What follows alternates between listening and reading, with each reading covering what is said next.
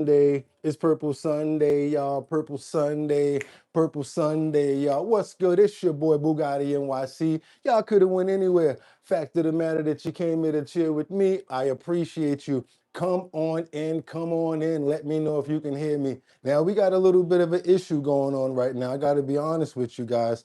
I got to be 100% honest with you. I'm competing with some music outside, and that's due to the bad situations that we have with the noise, with the, we had 4th of July yesterday, Independence Day. So yes, watch this.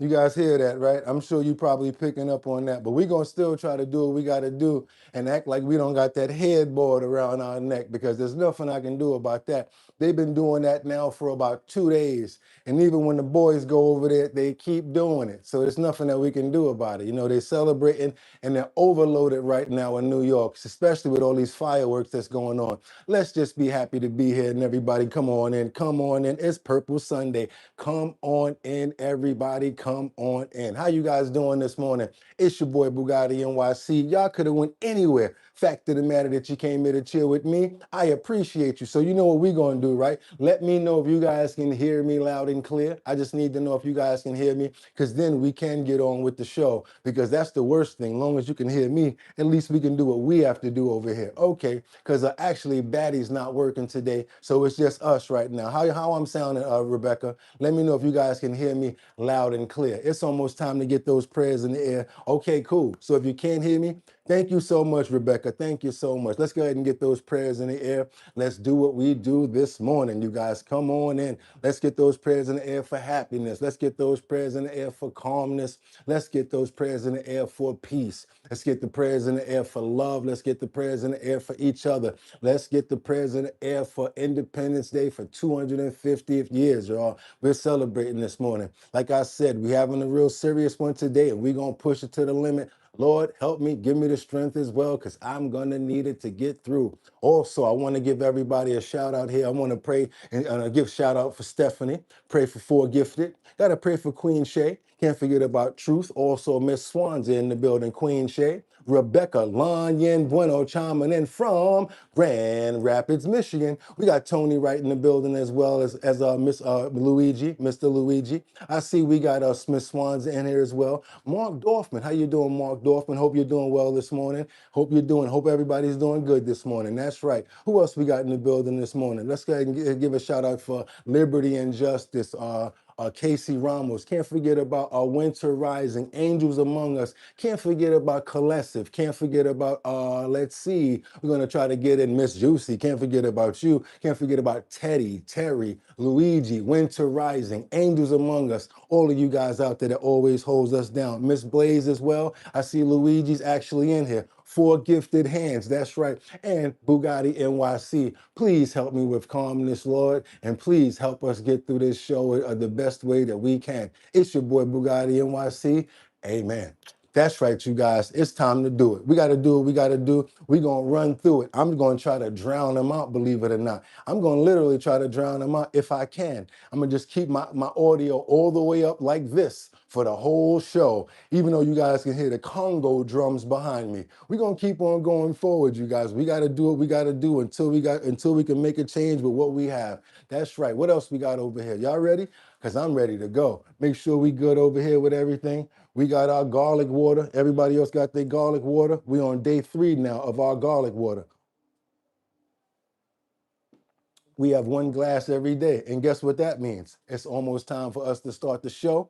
Let me get this stuff ready. It's Purple Sunday, you guys. Come on in, come on in. Double tap that screen on the way in. Let everybody know that we over here. Because guess what?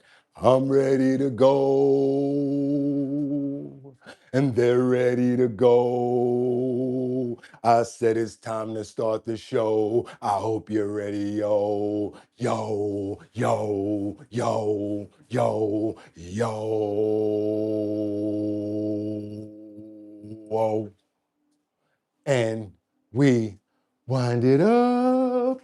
Do, do, do, do, do. Wind it up. Do, do, do, do, do. We wind it up because it's 6 o'clock somewhere. I think it's 6 o'clock here. Y'all ready? Come on, let's start the show. We ready to go? Come on. It's time to start the show.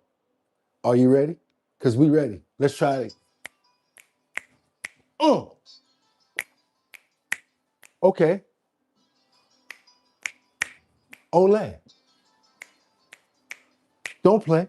You guys ready? Got to open up this jacket. You know we've been working out. So you know what else we got to do, right? We got to open up those pores. We got to open up those pores. We got to open up those, doo-doos, doo-doos, doo-doos, doo-doos, doo-doos, doo-doos, doo-doos, doo. It's Purple Sunday. That's right, the 5th. That's right, y'all. 2026.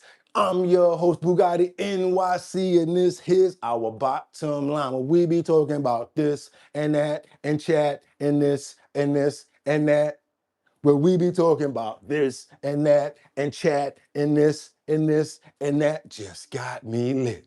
How you guys doing? I hope you guys are having a good one. The day after Independence Day. That's right, 250th Independence Day, you guys. I hope you guys are having a real good day today. I know a lot of you guys are walking in, wiping your eyes, kind of trying to get up right now, have a little hangover. Still want to get in here and make sure you chill with the family. And for that, I appreciate you. That's right. The same way I'm burning up in the purple Sunday jacket, you guys are still showing up and doing what you guys have to do. So I appreciate you guys so much for still holding it in, for holding it down for us. But without any further ado, let me check our time real quick just to make sure that we're moving along correctly. And you guys know what I want you to do, right? You do know what I want you to do, right?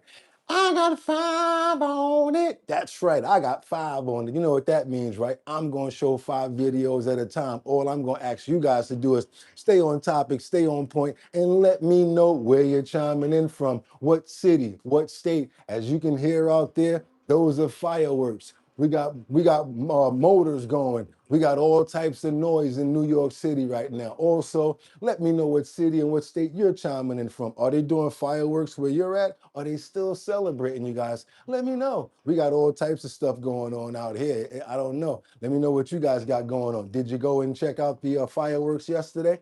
Hey, you got 95 people in here and only 23 likes. Come on, give up those likes to let more people know that we're over here and doing what we got to do. Let's double tap that screen to get those likes up as well, you guys. Also, you know what I'm about to say, right? Let's get into these titles. Let's go. I'm going right into it today. I'm not even playing around. We going against all types of noise. We got to get the information out as soon as possible. What do we have going on here? We have Trump. Why did Trump say that America will not stand for communists? As you guys can see, the Democratic Party is changing a little bit, with Mom Dame, na he's a super cat, na use a dom dame. Seems like he's leading the pack right now. And it seems like he's opening the door for a lot of his friends and a lot of people that think the same way. So could that be what President Trump's talking about? Let's keep moving forward and double tap that screen to let everybody know that we're here. Come on, y'all. We got to start early. Go ahead and tap it, double tap. I really appreciate you. There you go. I got 3 on it. Thank you so much, Scooter Ginger. But everybody that just came in, we'd like for you to double tap the screen. It really lets more people know that we're over here. Also, what do we have here? When will the unredacted Jeffrey Epstein files be released? Well, to tell you the truth, they said it was supposed to be today. So if they haven't done that, I don't know what to say about it, because to be honest with you, they were supposed to release those files today. Let's keep on moving forward, because last but not least, what else we have here is, will Trump reconsider a pardon for Sean P. Diddy Combs? You guys heard me. P. Diddy is still asking for a pardon. He's asking for a pardon, and Trump seems like he may be leaning towards it, but he put 2 other people in front of P. Diddy. We got a lot to get into, you guys, this morning. We're going to have a good show. We're going to have a fast show. We're going to do what we got to do just to get through it. Yes, they're still they're still celebrating out there, you guys. You hear it. They got the drag race cars out there. And let me just tell you one thing this lets us know about the city, which is true. We've already found out that 200 police officers are quitting per month because it's just too hard for them to be able to do the work. That's right, you guys. 200 police officers per month are just leaving the job. So That gives you an idea what's going on with the police force. And I can't do but so much, but I do hope that you guys can hear me. Thank you so much, Scooter Ginger. Let's keep on moving forward. Let's go. Let's get into this, you guys. You know how I always tell you too. Get your tea, get your water, your tea, and your 55 coffee house from Lisa Roy. Because we're about to get into it, you guys. Let's go. Let's see what we got coming up for you in the beginning of the show, you guys. Right here, coming up, we got President Trump basically talking about a mortal threat. Basically, our heading. What he's talking about is the social or the socialism and the communism takeover is what he's saying, not me. That's what he's saying, you guys, not me. And with this right here, I'm hoping that after a while it may subside, because once we get some sunlight and it is Sunday, maybe they'll think about it and turn the music down a little bit. But I can't do anything about it so far. I know you hear it kind of like squelching in a little bit. I do apologize for that. And happy Purple Sunday. Let's keep on moving forward and seeing what's going on with this. We see our American identity under a renewed attack. A generation after we fought and won the Cold War against the menace of communism, there is now a resurgence of the communist menace in our land. Communism is a mortal threat to American liberty. It is the greatest threat to our country. We're not going to let this happen to us. Believe me, we're not letting it happen. Because communism is the enemy of free people everywhere. After 250 years, American freedom still rings, the American dream still lives, and the American flag still flies more proudly than ever before. After 2.5 centuries, we know that this is not an ending. This is only the beginning of the golden age of America. This great speech, President Trump, with the stark warning against communism, because we've been watching what's happening in these elections. And he mentioned it yesterday at Mount Rushmore. Well, here to discuss is New York Congressman Mike Lawler. Did a great job on the Hill the other day, standing up for Sharon Gordon's family. Thank you so much. Thank What you. do you make of this? We had the president last night saying communism will never happen, but you live in New York. You saw what happened. Nah, let them do their thing. Three socialists were elected in the primary. America hating and Israel hating. Yeah. No question. And it wasn't just the 3 congressional races, it was state legislative. They won over half a dozen state legislative seats. You know, I look right here with the Statue of Liberty in the background. That's where I proposed to my wife, an immigrant from Eastern Europe. She escaped the Soviet Union, communism, came here in search of a better life by herself. And I think of Zoran Mamdani, who I served with in the state assembly. A Ugandan-born immigrant who came to the United States of America and is now the mayor of the financial capital of the world. And instead of embracing the fact that only in America could that happen, that a Ugandan-born immigrant could become the mayor of the largest city in America, instead of embracing that, he talked down about America. He degraded America, sitting behind George Washington's desk.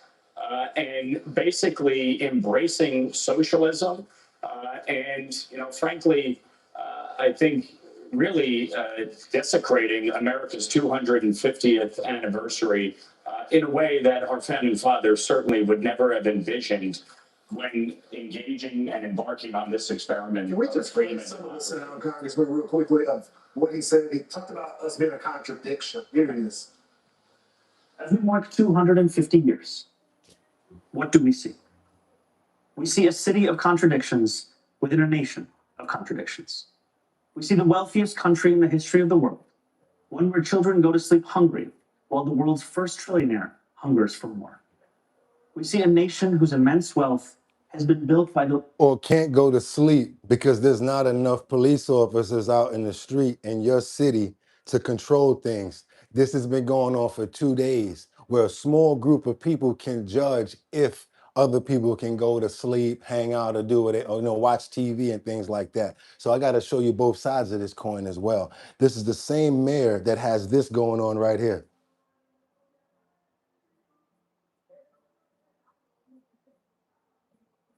all sorts of things. And you know what happened last night that proved to me something real that I gotta say, since his ass is up there? I might as well run for mayor, because what the hell, I might as well. If I can get 250,000 votes, I'll run for mayor of New York. I'll just be the same person that I am right now and just keep on doing what I gotta do. So yeah, you guys, the next coming up couple of months or whatever, couple of years, whenever it's necessary, I'm running for mayor of New York City. And another thing I want to say, I don't care about whatever garbage you look for. I'll help you find it. Straight up and down. You want to look for some I'll help you find it. How about that? I'm running for mayor against this piece of trash, because if this keeps on going on, somebody's going to be in trouble. And I know I'm not going to be no Democrat or whatever, Republican. So I'm going to have to find some real money to go behind me. So we got to figure this one out, you guys. So yes, we're going to go on YouTube. We're going to create a real campaign, because New York needs much better than what they have right now. Do you hear this? Shakes the front of the building the last 2 days. Craziness. And this dude right here wants to get rid of police, defund them, and at the rate that they're leaving now, 200 per month, and all of that gangster stuff go out the window if you want to talk about it, because look at what a person got to deal with. Imagine if I had to go to work or wanted to get some sleep from yesterday, or I want to go to church today. The church is right next door. There's a church right there, but they don't give a fuck. Let's keep on going. Those with calloused, dirt-streaked hands, those who toil on factory floors and chisel into stone. And we see a nation that has allowed so much of that wealth to be held instead in the soft hands of a precious few.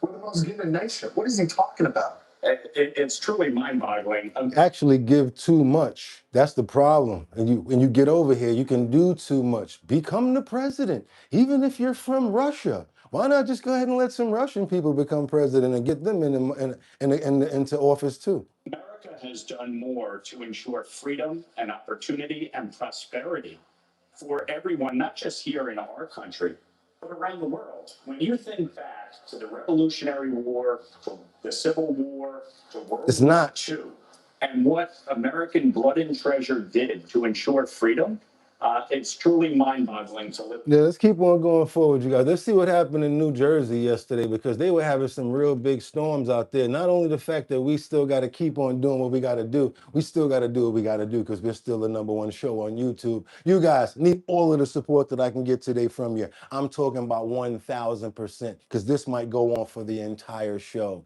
Could you imagine that? I will be going nuts, but I got to do what I got to do. Need your support. Let's double tap that screen to get those likes up.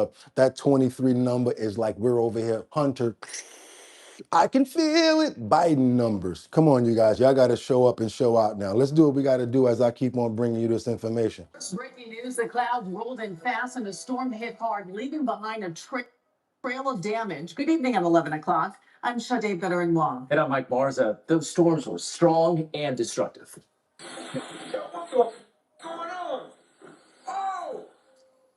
This was the scene tonight in Plainfield, where the wind sent things flying. And then take a look at this in Jersey City, where emergency crews are still on the scene of part of a building that came down. It appears that that building was under construction.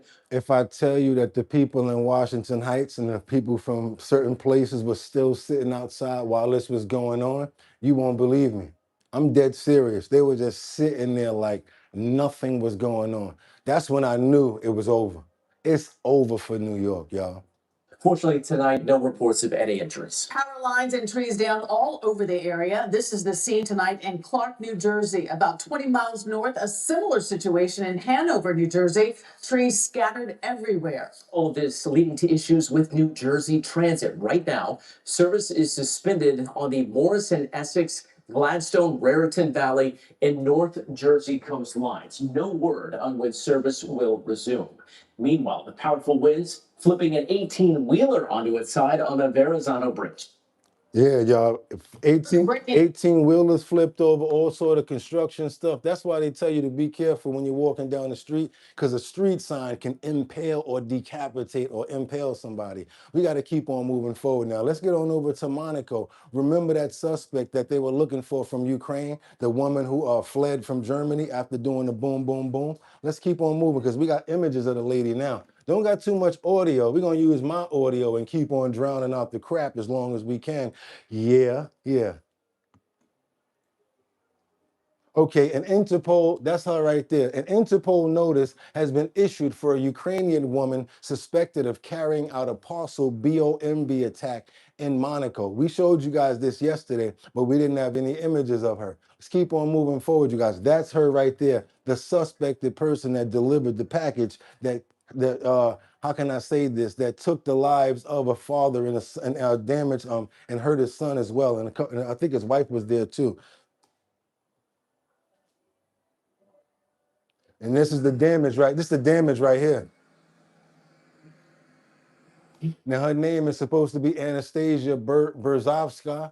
39 is alleged to have targeted a wealthy Ukrainian businessman on June the 29th.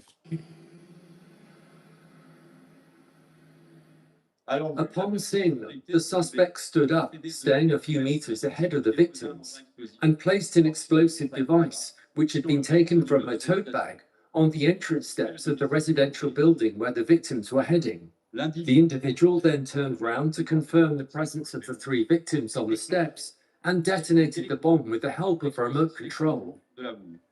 So she did it by remote control. She did it by remote control after realizing that they actually picked up the package.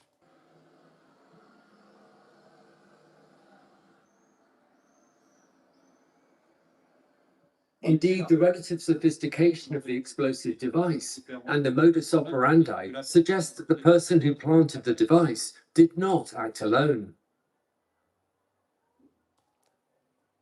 Looking like Ma Barker or somebody. We got to keep on moving forward. You guys double tap that screen and get those likes up, because now we got another situation which is pretty crazy. This one, we're going to get on over to Chicago. Come on, you guys. We got to get those numbers up to let more people know we over here. I know it's real hard. A lot of people still sleep, but we're up. So let's show up and show out as long as we're here. Let's get on over to Chicago. We got 2 police officers that were injured on the south side. Suspect critically injured as well. Let's keep on moving forward. Double tap that screen to get those likes up. Story that we've been following. 2 police officers are in the hospital tonight. The city's mayor and top cop pleading for peace this holiday weekend. WGN's Jeremy Ross has more on their message from the University of Chicago Hospital tonight. Around 5 Friday afternoon, police say officers tried to pull over a modified car or homemade vehicle. A chase followed and eventually gunfire. 2 officers were hit. Chicago's police superintendent, Larry Snelling, describing how lucky they were, including one hit in the chest or stomach area. For his vest that saved his life under these circumstances. That officer is still in the hospital being treated. As you know, it may stop the bullet, but it doesn't stop the impact, and the officer is still seriously hurt, but we'll be fine. Police say in the South Shore neighborhood of East 79th and Clyde, officers stopped a vehicle. The person inside the car fled and police chased. Officers eventually caught up, and investigators say the person who ran reached inside a shoulder bag and grabbed a gun and shot, hitting the 2 officers. One hit in the arm, went into surgery, and is said to be doing well. The officers described as 30 and 27 years old, both with about 4 years experience on the force. Cops say the shooter was eventually shot and taken to a hospital in critical condition. Overall, city and law enforcement leaders relieved that the violence was not more severe. The violence has to stop. We have to be better as people. We have to stop. It's going on everywhere, y'all. Everywhere. Conflicts with violence and deadly violence. Lives are being lost. I had the chance to meet with both of the families, as well as one of the officers, and they are in good spirits, but as you can imagine, they're pretty devastated and upset. The officers are expected to be okay. The mayor was asked what people should expect going into the rest of the holiday weekend.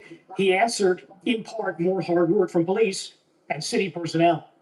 At the University of Chicago Hospital, Jeremy Ross, WGN News. And this is not the time to be cutting no police and talking about defunding no police right now, especially not in the summertime right now, you guys. We want to pray for those officers that they have a 100% recovery. We want to also pray that the crime and all of this crazy nonsense calms down, because people can be human, and I just hope they start showing that. I want to pray for every single person here as well as myself. Lord, please give me comfort. Please give me sanity. Please give me a medium to be able able to continue as you have been. Thank you so much. Let's keep on moving forward, you guys. We got emergency room visits spiking. Why? Because of this brutal heat that's going on out here. The heat is crazy. People outside because they don't got no AC, or they probably in a what they call a cuatro. You know, when you got a little room you're living in, you don't want to be inside. You know, you don't want to be there. You know what I'm saying? And I got to just call it as I can see it. So a lot of people, that's why they're always outside overnight till the next morning. Can you believe that? Yeah. Can you imagine coming outside 4 o'clock in the afternoon and staying out to the next morning, 6 or 7 or 9 o'clock in the next morning? I understand it's a party, but damn. Let's keep on moving forward, you guys. Yeah, let's talk about these emergency room spikes. Let's go. Life-threatening heat wave across 30 states, 2/3 of this country, and authorities are really concerned over the cumulative effects of this heat now. New York City hitting 100 degrees today, the first time in more than a decade. It was 102 yesterday. It was out there on fire. It was burning up yesterday. If anybody in New York, Lord have mercy.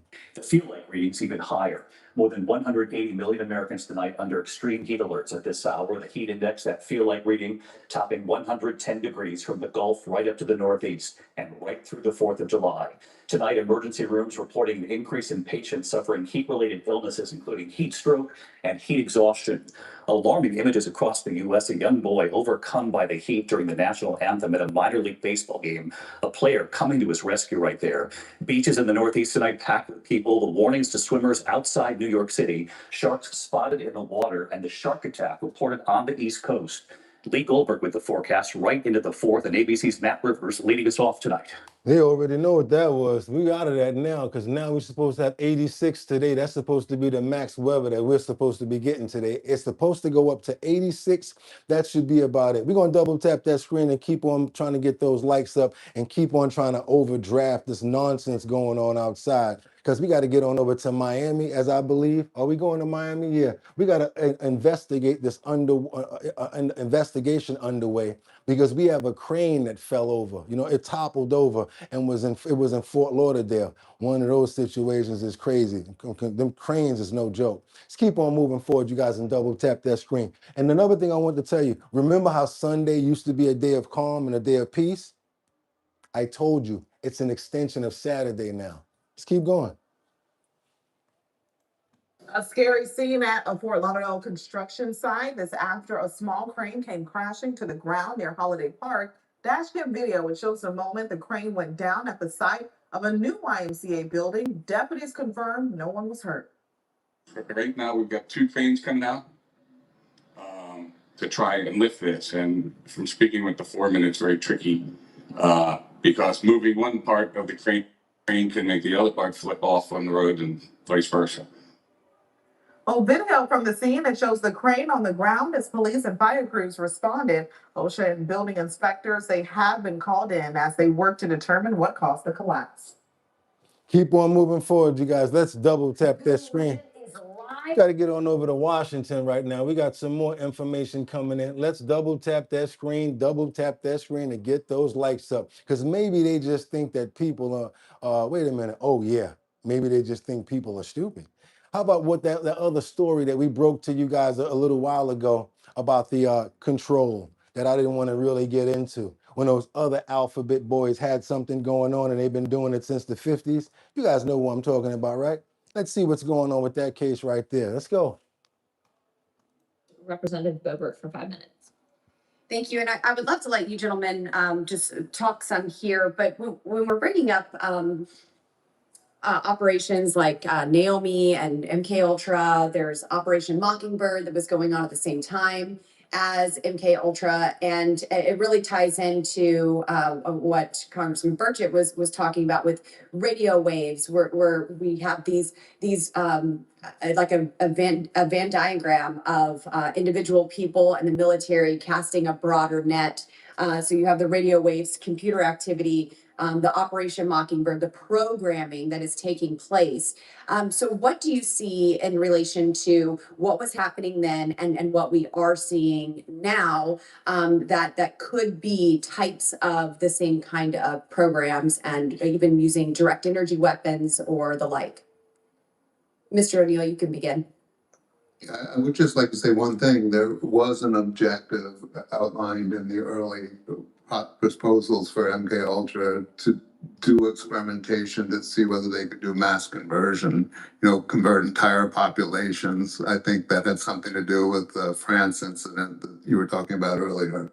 Again, today, it's all speculation, but back then, they were trying to use psychological means to see how you could influence people's thoughts.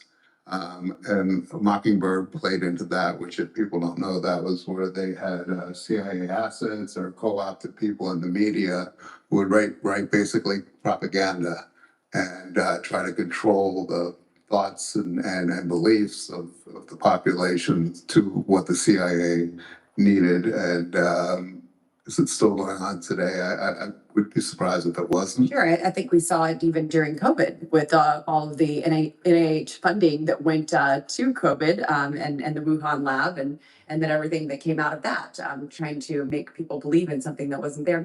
Dr. Kinzer, do you have anything on this?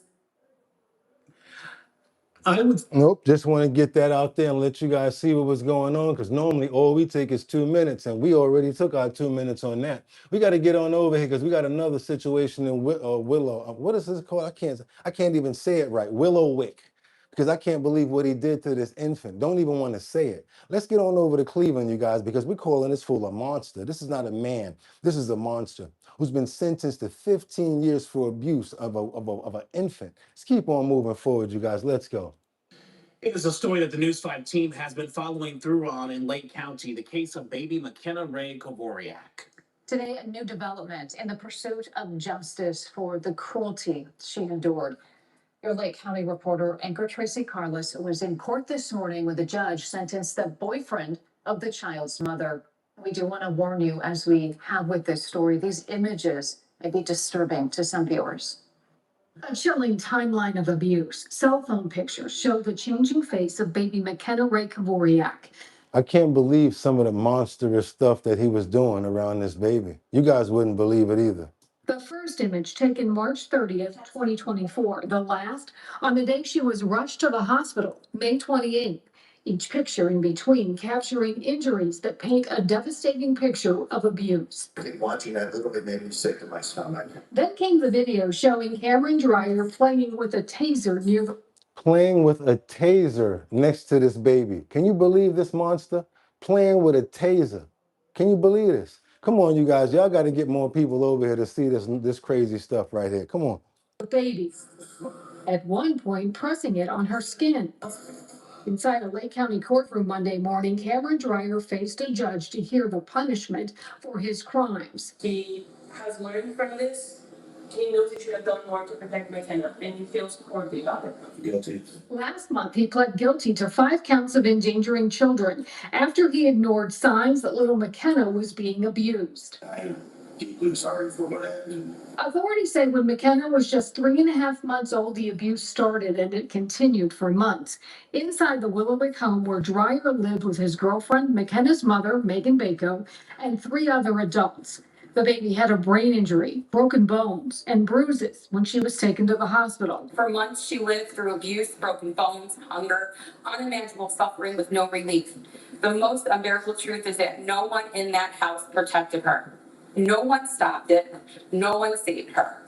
I hope that McKenna's cries haunt each and every one who chose not to help her. McKenna, now a toddler, is being raised by her paternal grandparents, who asked the judge for the maximum sentence. I want to say, as hard as it is, I forgive Mr. Dreyer for his involvement in the abuse and or neglect that was caused to McKenna. And the judge agreed. Frankly, there's not words that can describe the horrific nature of those injuries. It's depravity, the callousness, and really the true evil involved. Dreyer was sentenced to 15 years in prison with post-release control. I am very grateful that he gave the max. The little girl's mother was convicted and is serving a 15-year prison sentence as well. We have seen 2 of the worst people in humanity, but by far thousands and thousands of better people in humanity. In Painesville. She doesn't eat. She can't see. She can't walk. But she's happy. She's thriving. She's growing. Your Lake County reporter, Tracy Carlos, News 5. I don't know, you guys. That's got me shaking over here. I mean, I couldn't even keep myself together, even thinking about that one right there. Like, literally shaking on that one. Like, oh my God. We want to pray for little McKenna. Hope that she gets 100% recovery and that he never gets out and never be able to see the light of day when it comes down to getting it around her ever again. We don't want to even hear anything when it comes down to your apology because we know it's all BS. And that's what we're saying around here. We don't want to hear it. We want to pray for her health. We want to pray for her mind so that she can get over this in a strong way and be a strong little girl and get out of this. We ask that today in Jesus' name, in the Father's name. We pray, Lord. Amen. Let's keep on moving over. Let's keep on going, you guys. We got to get on over to Florida with new laws. We told you yesterday what's going on in Illinois, right? Well, we got some new laws that's coming in that you guys should know about that's going to take effect. Actually, that took effect on the 1st. Domestic violence, artificial intelligence, tougher convictions, also convicted on number 6 offenders. Let's keep on moving forward, you guys. Double tap that screen. Let's go. A series of new Florida laws are set to take effect July 1st, bringing several changes to the state's criminal justice system. The new laws address everything from domestic violence, artificial intelligence, to tougher restrictions on convicted sex offenders. NBC6 reporter Christian Colon breaks down what's changing. July 1st will bring a wave of new laws in Florida, including tougher penalties for people convicted of domestic violence who go on to commit similar crimes again. Now what we're going to see is individuals who have just one prior case are going to be dealing with felony sentences and felony exposures and significant prison time. The goal is to deter future violence, tragedies like the ones that have rocked South Florida, where entire families have been killed. Totally preventable. A miscarriage of justice. Another new criminal law signed by the governor is Missy's Law. It will require people convicted of certain violent crimes to be taken into custody immediately after a guilty verdict or plea, eliminating the possibility of remaining free on bond while awaiting sentencing. The law passed after 5-year-old Missy Mogul was allegedly killed by her stepfather, who had been convicted of a sex crime but was released on bond before he was sentenced. It forces the judge in serious cases to remand the person, to take the person into custody, even though their case is pending sentencing or pending the appeal. A new law will also restrict child sexual predators and offenders from living near public swimming pools, including those at apartment complexes and government facilities. To stay away from churches, schools, parks. Seems like common sense, given that we live in South Florida and it's about 900 degrees outside right now. There's gonna be a lot of children at public swimming pools. It just makes sense that that restriction be added to the sex offender preclusions. And as artificial intelligence continues to evolve, a new law will also go after those caught with AI-generated child porn. It creates a penalty for anyone who knew or reasonably should have known that they were transmitting AI-generated sexual abuse material, and it makes it a second-degree felony. Christian Colon, NBC6 News. Okay, you guys, y'all see it. Y'all know. Don't act like I ain't put you on. So you know what's going on with that. Let's get on over to see what's going on with Jeffrey Epstein, those emails. Because they're supposed to be releasing those emails tomorrow, actually Friday. But we're going to see what comes on with that because of the fact that the secret emails that they were supposed to redact, and Todd Blanche has a little bit of questions that need to be answered. Let's keep on moving forward, you guys. Double tap that screen, get those likes up. Let's go see what's going on with this. Secret emails are set to be unredacted and released today. One of your top DC daily headlines for July 2. Epstein files. We're set to see another batch of unredacted files today, including 8 secret emails, both to and from Epstein, about a reported torture video. Well, President Trump's acting attorney general was told by a federal judge last month that the unredacted files must be released by today or submit a reason for cause showing why he can't. Mail-in ballots get a big boost, and that is a big block from President Trump. So the Postal Service cannot decide who gets mail-in ballots and who does not. A federal judge blocking President Trump's order for the Postal Service to not even send mail-in ballots to states that don't give over their voter rolls to the federal government. Now, the Constitution puts states in charge of their elections and election rules, with no election power given to the president or the post office. That's just like saying, Mom, what's her name? Kathy Joku Hoku is now in charge of all the votes in New York. Let's keep it moving, you guys. Let's double tap that screen and get those likes up. And I hope you got your morning cup of Joe. And it better be something that we know is good and good for you. Let's keep on moving forward right now, because we got some stuff coming in from Hilarious, the sheriff, that likes to recount crazy things. Let's go into this bizarre situation where this fool says, I got 5 on it. Now give me my $5 back. That's right, you guys. You know I had to bring this one up because it's a $5 dispute that led to a armed standoff. Let's keep on moving forward. Double tap that screen to get those likes up. Let's go. Let's keep moving forward. Let's get it. Daniel McCall. Daniel's 54 years old. And he goes over to the 2 victims' house with a firearm. And he threatens them. And we get called and we find Daniel, and he said, hey, the victims paid me with a counterfeit $50 bill. Only thing was, he not no taxi rider or nothing like that.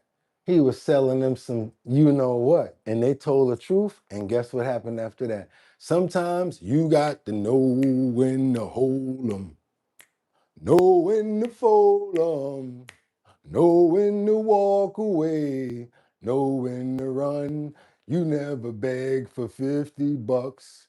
When you got a whole bunch of D-rugs in your apartment, there'll be time enough to get that when the dealing's done. He's a thunter. Let's go. For working on their vehicle, and I came back to get my money. Well, he pointed a gun at the victim and threatened to shoot him. And then we're talking to the victims, and they said, no, no, no, no, no, no. We bought $50 worth of marijuana from him and gave him a $50 bill. We didn't know it was counterfeit. So, of course, now we start an investigation. And we asked McCall about the gun. He said, oh, I'm a convicted felon. It was a black water pistol. And we said, well, where is it? He said, I don't know. I threw it away. And we said, well, why did you throw it away if it was just a water pistol? Well, I didn't want to get in trouble. Well, we did a search warrant on his house. And guess what? He had in his house ammunition, a loaded 9mm real black and silver firearm. He had in his house a trafficking amount of methamphetamine, fentanyl, marijuana, cocaine. He ended up in a whole lot of trouble. Oh, he's a convicted felon. He's 54 years old. He certainly should have remembered the #1 rule in business. Sometimes it's better just to cut your losses. But because he's going to be a bad guy and point a gun when you're a convicted felon, things didn't turn out so good for him. And he ended up charged with a whole lot of criminal charges. Come on in, double tap, y'all. They should send him to prison upon conviction. Daniel, how'd that work out for you? I would say, This is Daniel McCall. I would say it did not work out that good for Daniel. Let's keep on going, you guys. We got to get on over to Dearborn, right over in Michigan. We got 2 in custody. That's right, locked up. Watch your head. And I don't know if they're getting out. That's right, you guys. Over here in, what's this, on Dearborn, Michigan. 2 are in custody after a Edley powing on Fairlane by the town center in Dearborn. Anybody know where that's at? By town center in Fairlane? See what's going on with this situation over here, you guys. Let's go. 2 people are in custody tonight for a deadly shooting at Fairlane Town Center in Dearborn. An argument escalated into gunfire, leaving 2 dead and a 3rd injured this afternoon. While investigators work to determine a motive, they're stressing this was not a random attack. Tonight, 7 News Detroit reporter Tara Braddock spoke to witnesses and the police chief as investigators piece together this violent tragedy. As police continue their investigation into the shooting that happened here at Fairlane Town Center, the people who were inside the mall at the time of the shooting are still grappling with what they experienced. People start running. You used to see people coming in and running. Okay, Then you hear all the shots. I mean, like I heard like 10, 15 shots like instantly. Felicia can't go nowhere, huh? Not even to the mall or go shopping. This is nuts. Royal was inside Victoria's Secret when shots rang out inside Fairlane Town Center Mall Friday afternoon. Everybody runs toward the dressing room area and the back stock area. And thankfully the girl quick and, shut the gates to the Victoria's Secret. According to Dearborn Police, 3 people were shot inside the mall. 2 of those people died. Royal says she was able to leave the store after police came in and got her and the other shoppers. We were doing the final walkthrough with them. It's like they were still stopping. I have it on video. They were stopping, checking anybody in here in the other stores. We're told there was a big crowd inside Fairlane at the time of the shooting. I'm thinking it was thundering. And it was really somebody shooting. It was like everybody was scared. It was kids hopping fences. Babies, like little babies, with their mamas hopping fences. We spoke to a JCP Babies with their mamas hopping fences. Any employee who says his first priority after hearing the gunshots was to make sure people were safe. As soon as we start hearing the gunshots, we just start everybody to get down, trying to get people to the fit rooms or just out the store, just trying to clear the way. Dearborn Police Chief Issa Shaheen says this was not a random act of violence. It was between 2 parties that knew each other here at the mall, and a fight began to escalate in gunfire. Police have 2 people in custody who they believe were involved in the shooting. But I can assure you that those involved and responsible for this will be held accountable. Meanwhile, people who were inside the mall are still coming to terms that 3 people were shot. It's just crazy. It's a public place and you can't even just go shopping. We gotta do better. If you have any video or information that will help police with their investigation, make sure you reach out to them. In Dearborn, Tara Braddock, 7 News Detroit. Let's keep on moving forward, you guys. Let's keep on moving forward. I want to pray for the first responders. Pray for everybody out there that's running into the line of fire or crap like this. I want to pray, hopefully this calms down and this ends. I want to just say, you guys, we got to do better. They got to definitely get their kids, because I know it probably has something to do with a stupid gang out there that ran into each other and just people got caught in the middle. I want to pray for everybody in this situation as far as the innocent people and hope that they get healed up. Amen. Let's keep on moving forward, you guys, because now we got to get on over to New York. And if I can make it there, I'll make it bum bum. Anywhere, it's up to you, New York. New York. And I'm trying to make it here, you guys, throughout all of the trials and the tribulations, even the crazy noise going on at 6 o'clock in the morning on a Sunday. Still got to do what we got to do, right? Sad part about it is we can complain, but this grandmother can't. She lost her life crossing the street in the Bronx due to a hit and run of a motorcycle. Let's go, you guys. Let's keep going. Double tap that screen. Let's get those likes up for the work that we putting in, because we sure are putting in work right now. Wakefield are heartbroken after they say an elderly woman was killed, struck by a motorcycle, and sent flying Monday afternoon. News 12's Mike Lamort has the exclusive video tonight. A gut-wrenching afternoon in Wakefield. Beloved grandmother killed in a hit-and-run crash after neighbors say she was trying to cross the street. We have to just see, look what happened. Police say it was around 2:30 when this motorcycle came racing down White Plains Road and East 225th Street. Anytime I'm riding down the street, I'm so worried about people popping out between the cars. I'd never ride that fast. Never ride that fast down a regular block. It's unclear if the man driving the bike ran a red light, but it say he collided with the woman, sending her flying. And then he jumped maybe 7 feet. He was reckless with the bike, man. He hit her twice. The video is too heartbreaking to show, but in a blink of an eye, the motorcyclist... You heard what he said? He hit her twice, right? Because he dragged her. hits the woman again. This image taken moments after the man drags the victim down the street. She was just out, and that was it. They just came and got her, took her away. Even more horrifying, witnesses say the driver didn't seem to care, just took off. A crowd of neighbors rushed in to help, doing everything they could to comfort the woman before first responders arrived, but she could not be saved. The NYPD's Collision Investigation Squad is now using drones and cameras to search for any evidence leading to the driver's arrest. In Wakefield, Mike Lamort, News 12 The Bronx. He ain't gonna get far. He's not gonna get far. The sad part about it is the damage is already done. Damage is already done on that one. Sad situation. We're gonna pray for for this old grandmother right here. Pray for her life. Pray for the family. I know there's a lot of grandkids out there that's probably suffering right now because their grandmother did not make it home. Praying for them as well. We're gonna hope that this week we can get through this, you guys. And yes, be careful when you're crossing the streets. If you're gonna be going between cars, don't just walk out thinking that nobody's out there. Stick your head out and look around. Pay attention. Be very careful out there.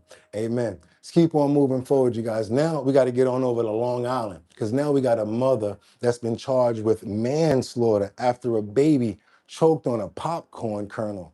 A popcorn kernel. Now she's supposed to be watching her kids. You know what she did? She gave them a bag of popcorn that was unpopped and went in the room and started drinking Tito's. And yes, when she came out, it was too late. The baby had already choked.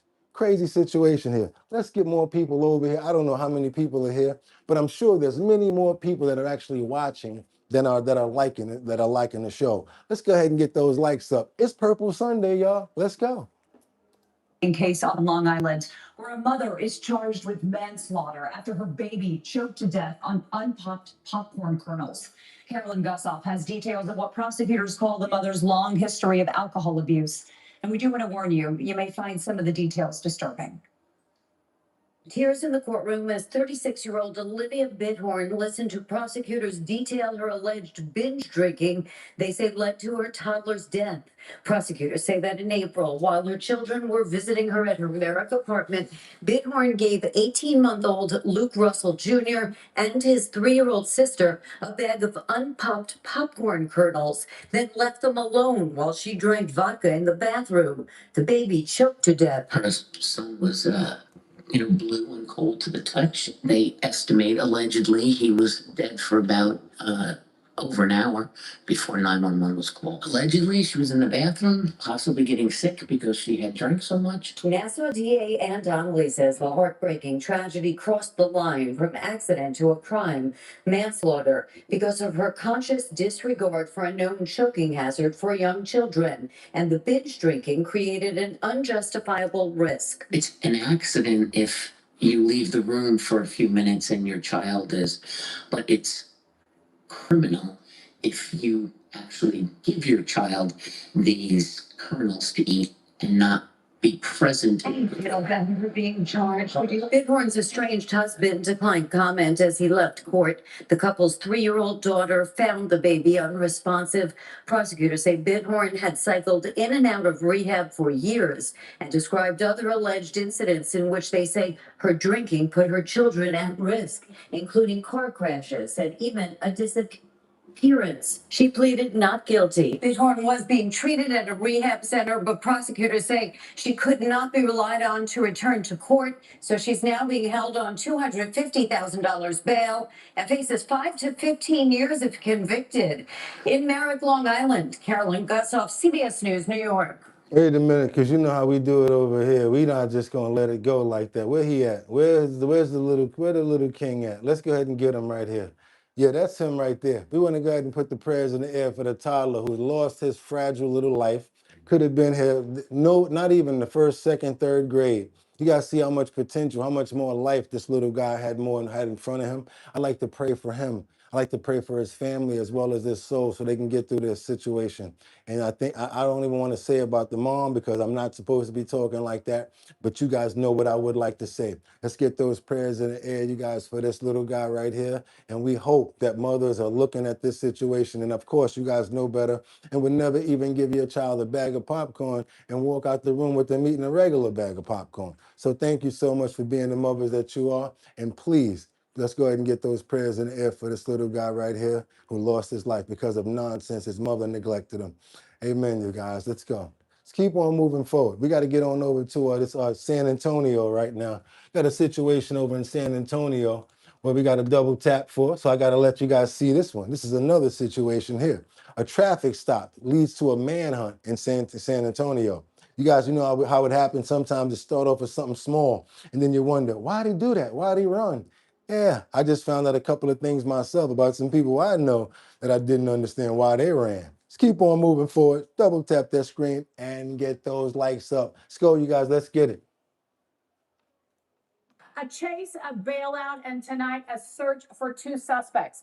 But DPS believes they won't be on the run for long because what those suspects left behind in that car gives troopers a roadmap straight to their doorstep.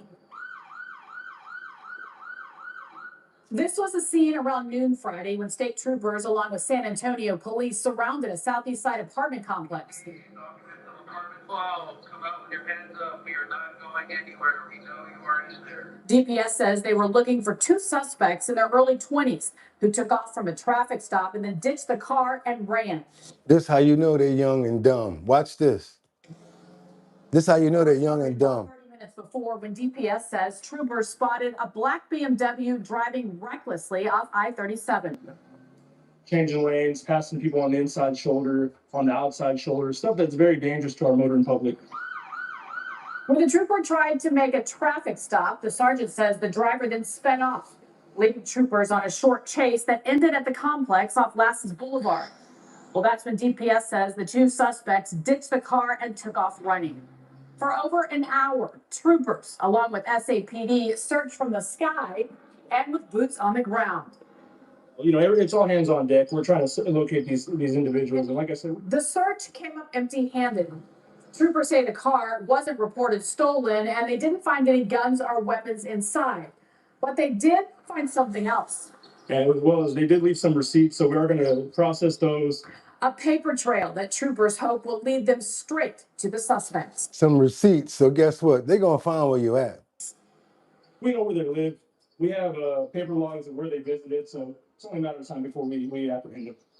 Sergeant De Luna also tells us that one of the suspects left behind a cell phone in the car, and now troopers are hoping digital evidence will leave them a trail that will help them track down the suspects. Reporting near downtown, Vanessa Croy, KENS 5.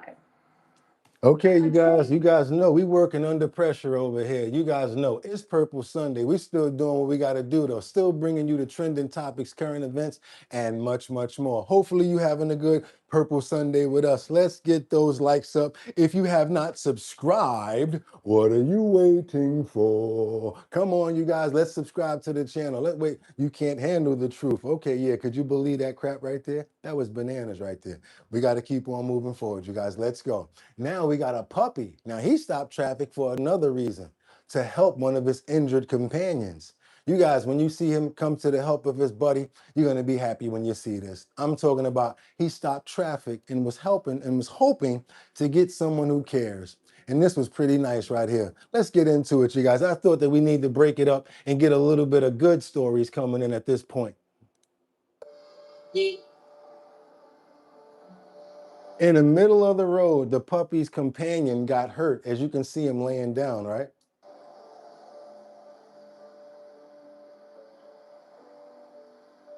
But his friend is not trying to give up on him. So he found someone help. Notice how smart even this little dog is. He's walking with the human.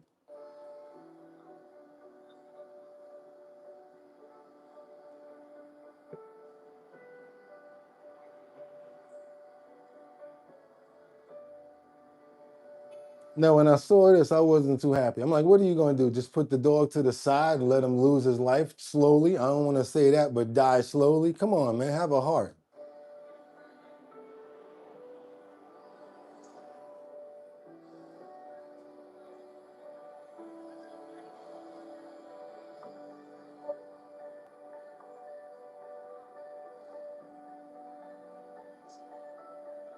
And they thought that it was going to end right there. But the dog seems to beg the man to keep helping the injured companion.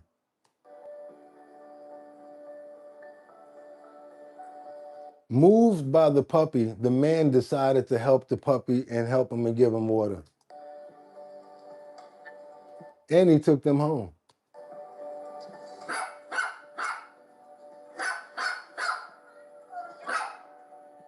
The puppy looked overjoyed as he knew he was being adopted.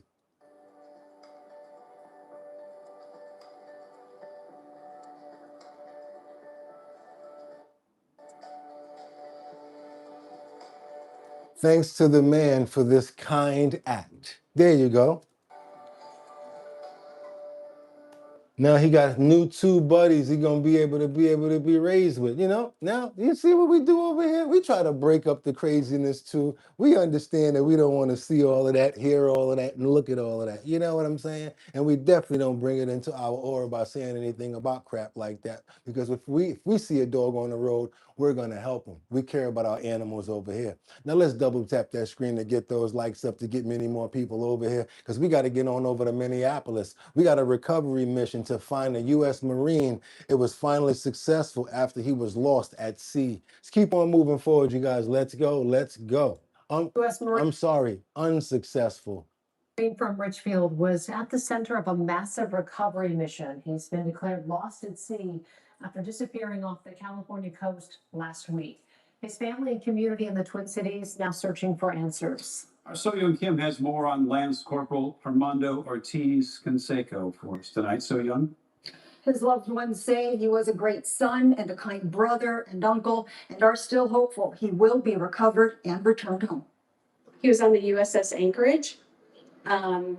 He had told his mom he was doing some kind of training, that he would be done soon, and he was expecting to be home in about 2 weeks. 21-year-old Lance Corporal Armando Ortiz Canseco hasn't made it home to Richfield. Last Thursday, he was reported missing during a training exercise off the coast of Southern California. The family was notified and he's been declared lost at sea, as military officials say search and rescue efforts had transitioned to recovery operations. Family and friends held a vigil Sunday seeking answers about what happened. They have very few really concrete answers. We are with them, demanding that they continue to search for him, that they bring Armando home to us. The Richfield community rallying around his loved ones as they ship. What happened to no one left? No soldier left out. How they say? They always go back for their soldiers. No soldier left alone. Come on now, y'all got to go get them. Come on now, what is it, you guys? Help me out with this one. Stories about Armando. No man left behind. That's right. No soldier left behind. This is a young man from our community who went to the Marines of his own volition and who is there because he wants to serve his country. The family's pastor says after graduating from Richfield High School, he enlisted in the U.S. Marines and proudly served since 2023. The despair is deep. It will last some time. We all want Armando home. That's crazy. That's crazy right there. Yeah, we all want that man to get home, even if it's just for them to be able to get some closure, for them to be able to actually close up on this and let them know that we do have closure on it. Let the family go ahead and bury him. Let him rest in peace, you guys. That's what they're trying to say. That's what we're asking for. That's not asking for a lot. Everybody out there understands what they mean. Amen. Let's keep on moving forward, you guys. Let's go. We got to get on over to Biscayne. That's right, you guys. And if you have not double tapped that screen, come on now, double tap that screen. Oh, so wait a minute. This is how you do it. You're watching Boogotti on the screen over there. You say, you know what? Let me double tap that screen to get those likes up. Or you know what else you can do? You can go head on over to Cash App if you support the show. That's right, $ Boogotti Cash, BOOGOTTI Cash, Boogotti Cash. This way it stays out of their hands and we get to keep a little bit of it. Because every time you send me 5 on it, they keep 2. Let's keep on moving forward, you guys. Let's go. Let's double tap that screen. We got to get on over here to see what's going on with this investigation after a woman. Her name is Keisha Jones. She was found unalive in the waters off of Biscayne Bay. Let's keep on moving forward, you guys, and see what's going on with this as we keep it moving along. Let's go. A search for a missing woman ending with a grim discovery. Her body washing ashore miles from where she was last seen alive. Day 3, garlic water. Live now on Virginia Teen with why the FBI is now getting involved. Leah. Keisha Jones went to 2 strip clubs and was seen on surveillance video holding hands with a man. She would later be reported missing and days later wound up dead in Biscayne Bay. This video is believed to show some of the final moments of Keisha Jones's life. It's surveillance video taken Friday morning from outside Scarlett's Cabaret off Hallandale Beach Boulevard. She's from Detroit. Earlier that morning, around 6 a.m., investigators say the 31-year-old was at Dean's Gold off 163rd Street in North Miami Beach. 3 days later, according to sources, her body would be found here in the waters off Biscayne Bay, not far from a NOAA research building. The FBI is now investigating. Her family, mostly from Michigan, says they're in disbelief, concerned about who Keisha was last with and how she wound up dead. A mystery they and investigators are now desperate to solve. So many questions tonight. How did Keisha Jones die? How did she end up in the Bay? As North Miami Beach was the first agency to actually put out a missing persons flyer, they said at that time that Keisha Jones had no mental health problems that they were aware of, no health problems that they knew of either. So a lot of lingering questions. The FBI is now the lead investigative agency here. If you know anything, you're urged to give them a call. Okay, so the fast ended for the 24-hour fast already ended. Now we're still continuing on to our 30 days with 1 clove of garlic a day. That's right, we're drinking 1 glass of water with a crushed clove of garlic inside of it. We're working on seeing the benefits of it. And I'm gonna tell you guys, there's so many benefits that I already feel on day 3. Oh boy. Can't wait to keep on learning this stuff that we use in our from the health and wellness section. And I hope you guys are learning from it too. If you are, let's double tap that screen, get those likes up. Let's keep on moving forward, you guys, because we got to get over here because a woman is basically seeking $3,000 after police spike strips damage her car tires. Let's say if the police are following someone and they throw out spike strips. Next thing you know, you go over the spike strips because they don't take them up fast enough. Would you say that they owe you money for your tires? I don't know. What do you think? Let me know what you think in the comments and we can go there with it. Video shows that As a matter of fact, that's what we're going to do. If you think that the police should be able to pay for your tires, let me get a thumbs up if you're not the one that they was intended on. If you think that they shouldn't be responsible, of course, let me get a thumbs down. No, the police are not responsible, but if you think that they need to pay for those tires, let me get a thumbs up so I can know what you guys are thinking about this topic right here. Let's go. innocent driver caught in the end of a police chase running over the spike strip herself. She says she didn't have any other choice. This costing her roughly $3,000 in damage. And now she wants State Patrol to pay for the damage to her car. But as investigative reporter James Stratton found out, they're offering to pay only $500.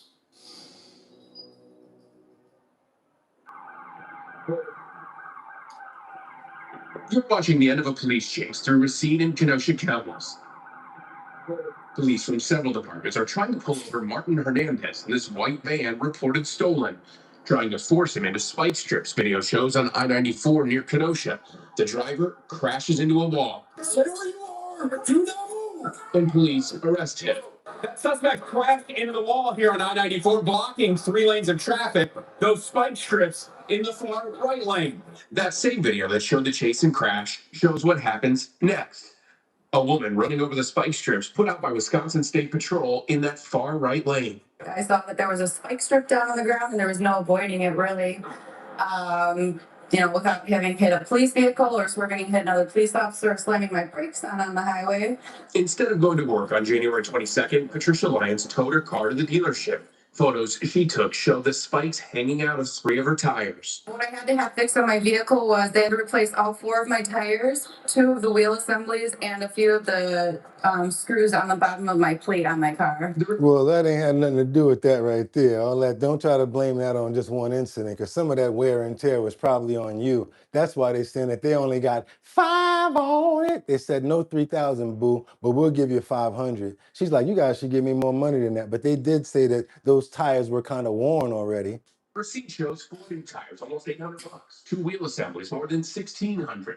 Total cost with an alignment and labor, More than $3,000, all paid out of pocket and not by insurance. In his note to Lines, Wisconsin DOT says our trooper was just doing their normal job duties and didn't act negligently while attempting to keep the public safe during a suspect chase. And they have no obligation to cover the damage. But they'll pay for roughly $550, only paying for the tires and the alignment. DOT says her shop measured that her tires were near the end of their life, saying the state only pays for the condition of the tires, not for brand new tires. You think that's enough? No, they damaged my brand new car. Wisconsin State Patrol declined a request for an interview, but did confirm it was a trooper who put out the stop sticks, saying in part, the tire replacement cost based on a prorated condition of the tires was provided to the driver along with payment for vehicle alignment.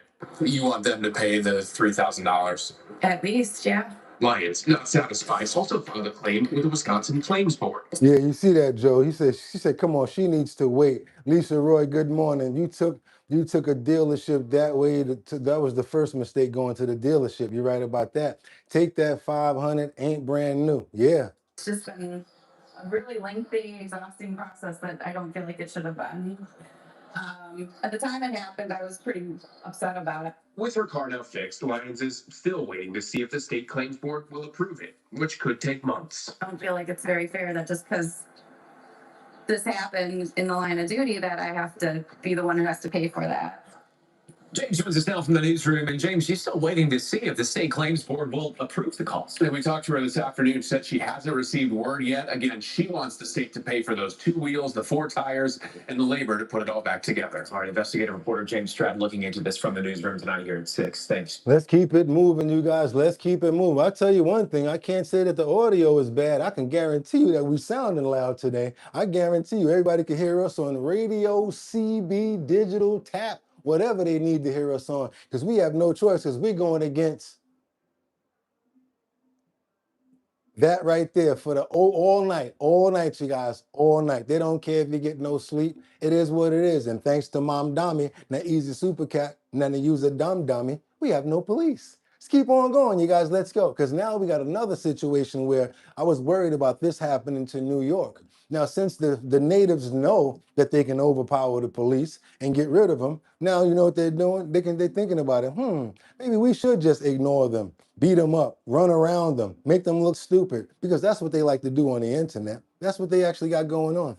Let's see what's going on in North Carolina. Same sort of situation where we got inmates overpowering 3 guards and they took over the jail. The sheriff reveals what happened during the jail takeover. Check this out, you guys. Let's go. Inmates took over the Bertie Martin Regional Jail.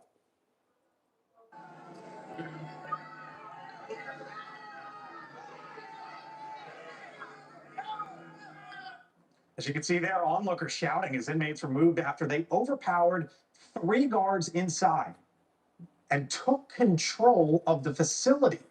That then turned into a hostage situation.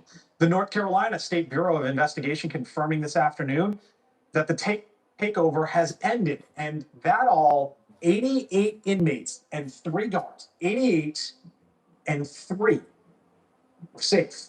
Some minor injuries reported. Joining us now is the Bernie County Sheriff, Tyrone Ruffin, on what happened there inside his community today. Sheriff, thanks for being with us. We are so glad that the officers and the law enforcement there are doing just fine. Tell us, how did this start, and how did those officers make it through? Crazy. Yes, sir.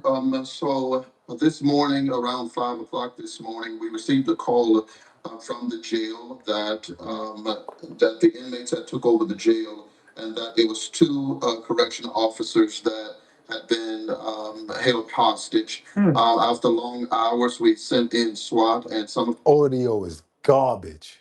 the inmates were able to get out. We was able to get the correctional officers out, and I am relieved to report that the situation concluded safely with minimal injuries. How did the inmates, I mean, it's stunning to hear the words take over the jail and hold the correctional officers hostage. How did that happen? Yes, sir. So this is a regional jail. So the county sheriff here of Bertie is not over the jail, or the county sheriff of Martin County is not over the jail. So as we're early in the investigation, a lot of those answers will have to come from the regional jail staff.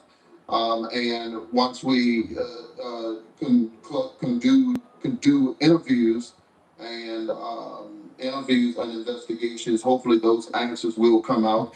Again, the count. Yes, they took over the jail, y'all. That's what they did. Let's double tap that screen because you wasn't going to hear about that nowhere else, did you? Did you hear about it anywhere else? If you did, let us know. Let's keep on going, you guys. That's right. You heard what I said. It's just July the 5th. 1, 2, 3, 4, 5. It was the 4th yesterday. It's over, you guys. Stop celebrating already. Party over. It's Sunday. It's over. Sorry. So if you got your little day off, had your little boom, boom, boom, good for you. Guess what? Back to real life. I feel for you. Let's keep on going, you guys. Let's go. Let's get on over to Queens, Flushing to be exact. We got a teen that lost his life and one injured when a moped crashed into an open car door. You know what? Let's keep on moving forward. Let's go. This is crazy right here. Again, with that deadly crash in Queens, as a 13-year-old is dead and another is in the hospital after police say their moped slammed into a driver's side door of a parked car as it was being opened. Now this is kind of graphic because what happened was they was coming out, they was driving and they were trying to, instead of drive behind and in the right way of the right way of the lane, inside of traffic, they wanted to drive on the right side of a truck to try to have their own little lane, not realizing that anybody can open their door and something can happen. So that's what happened. Somebody opened their door, they tried to swerve, and that's when it happened. Let's go, you guys, let's get it. Dolly Wall has the story from Flushing. That moped was towed, but some of the crash sites still here on 162nd Street. There's debris next to that cone. That surveillance video shows a car parking, and then moments later, two teens on a moped crash into the driver's side door as it was being opened. Now, this happened just after 12:30 p.m. Police say there were two 13-year-olds on the moped at the moment of impact. Investigators. Now you see that truck right there? Somebody opens the door, they try to swerve the truck, the one on the back falls and comes in contact with the tire, the back tire. Yes. Say the moped driver swerved to avoid hitting the door of the car, lost control, and then hit a truck that was also traveling southbound. Detectives say the moped passenger fell onto the roadway and then came in contact with the rear wheel of the truck. That passenger is now dead, and the other teen recovering in the hospital.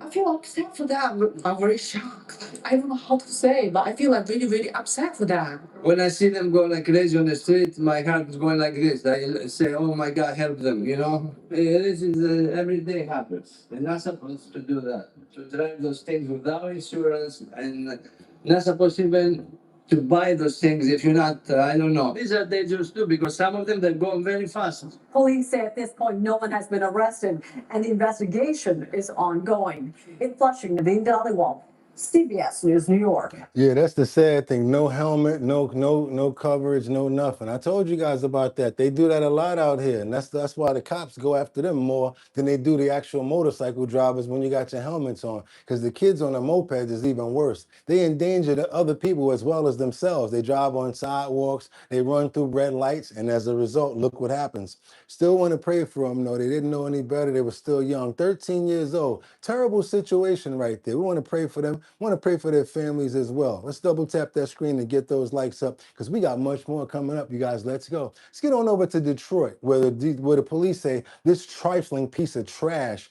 crashed his motorcycle, which he was driving with his little daughter, who he left after she was injured, got up and ran off. And now luckily the police came and took the little girl and put her in the hospital. Yes, she was driving on a motorcycle with her dad. He tried to do some stupid stuff, went too fast. She falls off. He gets up and runs away and leaves his own daughter there to deal with that. And now they still looking for him. Let's go to Detroit, you guys, and see what's going on with this situation right here. Police urging a father to turn himself in after fleeing the scene of a motorcycle crash where he left his bike and his baby behind. The young girl was on the motorcycle with her father when he lost control of the motorcycle and crashed, and he fled and left her behind. He left the baby, his 2-year-old daughter, here. Here in the street, yes. EMS arrived, transported the baby to a local hospital where the baby is still currently recovering control of the child. Detroit Police Public Information Officer Jalen Nelson says the father lost control of that motorcycle on Braille Street at Glendale, Detroit's west side, about 8 o'clock Sunday night. First responders found the bike and the baby, but not the father, who fled the scene and has not yet been located. Witnesses were able to give police some information. The child's other relatives have been located, and the baby has some minor injuries but will recover. Right now, the Child Abuse Unit is investigating this, and police know the identity of the dad, and they want to talk to him. Could have been prevented because the child should have never been on a motorcycle to begin with. And so children we know are our most vulnerable population, and every adult that has custody, care, and we say control of a child has a responsibility to keep that child safe. We have identified him, and when we say to him, you know who you are. So come in to any Detroit Police Precinct or go down to headquarters to talk to our Child Abuse Unit to answer the questions that we have. Now, Detroit police say if the father doesn't turn himself in, they will be forced to find him and take him into custody. If you have any information about this accident or his whereabouts, please contact Detroit Police. You guys, Police urging a father to turn himself in after. and you never know you would think of something like that even happening. You can make up something like that in your mind. We always say that. We can make up stuff nowadays in our head, and next thing you know, it'll wind up happening. Let's go ahead and double tap that screen and get those likes up, you guys. We got more to get into today. Let's keep on going. Let's go, let's get it. We got another situation now. We got a man who was drunk driving, who's being held without bail after driving drunk and killing 2 pedestrians, you guys. He has the nerve to get into a dispute with the judge on this one. Had the nerve to get into a dispute. Let's see what's going on with this other situation in Detroit. Come on, y'all, let's go. Let's go. A Detroit man accused of driving drunk and killing 2 pedestrians is now facing charges that include second-degree murder. Prosecutors say 29-year-old Nicholas Lee Nathan was driving recklessly when he caused that deadly crash. And this isn't the first time he's been accused of being under the influence while behind the wheel. Not even a year ago, he was arrested in Bloomfield Township. And today, 7 News Detroit reporter Randy Wembley was in court when Lee Nathan learned he was going to have to sit in jail on these new charges. Tonight, Randy also has reaction from the families of the victims. A complete danger. That's how a magistrate described a man accused of driving drunk and killing 2 people. And investigators say this was not his first OWI offense. Still staggering, look. Sir, I'm not giving you a magistrate bond. At this point, okay, the court does find you to be in extreme danger. A tense exchange between Nicholas Lee Nathan and Magistrate Laura Echartea as she denied him bond, ordering him held behind bars. The 29-year-old is facing 2 counts of second-degree murder, along with 2 counts of drunk driving and reckless driving causing death. Investigators say Lee Nathan drove from a downtown bar to the crash site at West McNichols and Ardmore. They say he was traveling at 73 miles an hour, more than twice the speed limit, when he crashed into and killed 51-year-old DeWad Helton and 43-year-old Erica Smith as they crossed McNichols around 2 a.m. Sunday. The preliminary toxicology report from DMC Cyanide Grace revealed that Mr. Lee Nathan's projected BAC will be not 1, but not 2, but 3 times the legal limit coming in. You got some new members, y'all. New members. Prosecutors say this is not. Shout out to Jack for the new memberships, y'all. Everybody look out for Jack. And y'all, double tap that screen and get those likes up. If you have not subscribed, what are you waiting for? We're still the #1 show on YouTube. Let's keep on going. Let's go. Not the first time Lee Nathan has faced an OWI charge. This video is from his arrest for operating while intoxicated in Bloomfield Township late last year. He was convicted and sentenced to 60 days in the Oakland County Jail. Helton's family is livid. It was very disheartening that he was convicted not less than a year ago and he was back doing the same thing. Spent 60 days in jail and just didn't learn anything from it. Fast forward to Wednesday morning's arraignment. Lee Nathan appeared by video with his face visibly swollen, scars marking his forehead and nose. His attorney says bystanders pulled him from his car after the crash and handled him roughly. He was pulled from that vehicle. He was beaten. But Nina Campbell, Erica Smith's sister, has little sympathy for Lee Nathan. If you feel like you was that drunk, why you ain't go to sleep in your car? You could have stayed when you was at. Both families set up fundraisers benefiting the victims' children and grandchildren. As for Lee Nathan, if convicted as charged, he could spend the rest of his life in prison. Randy Wembley, 7 News Detroit.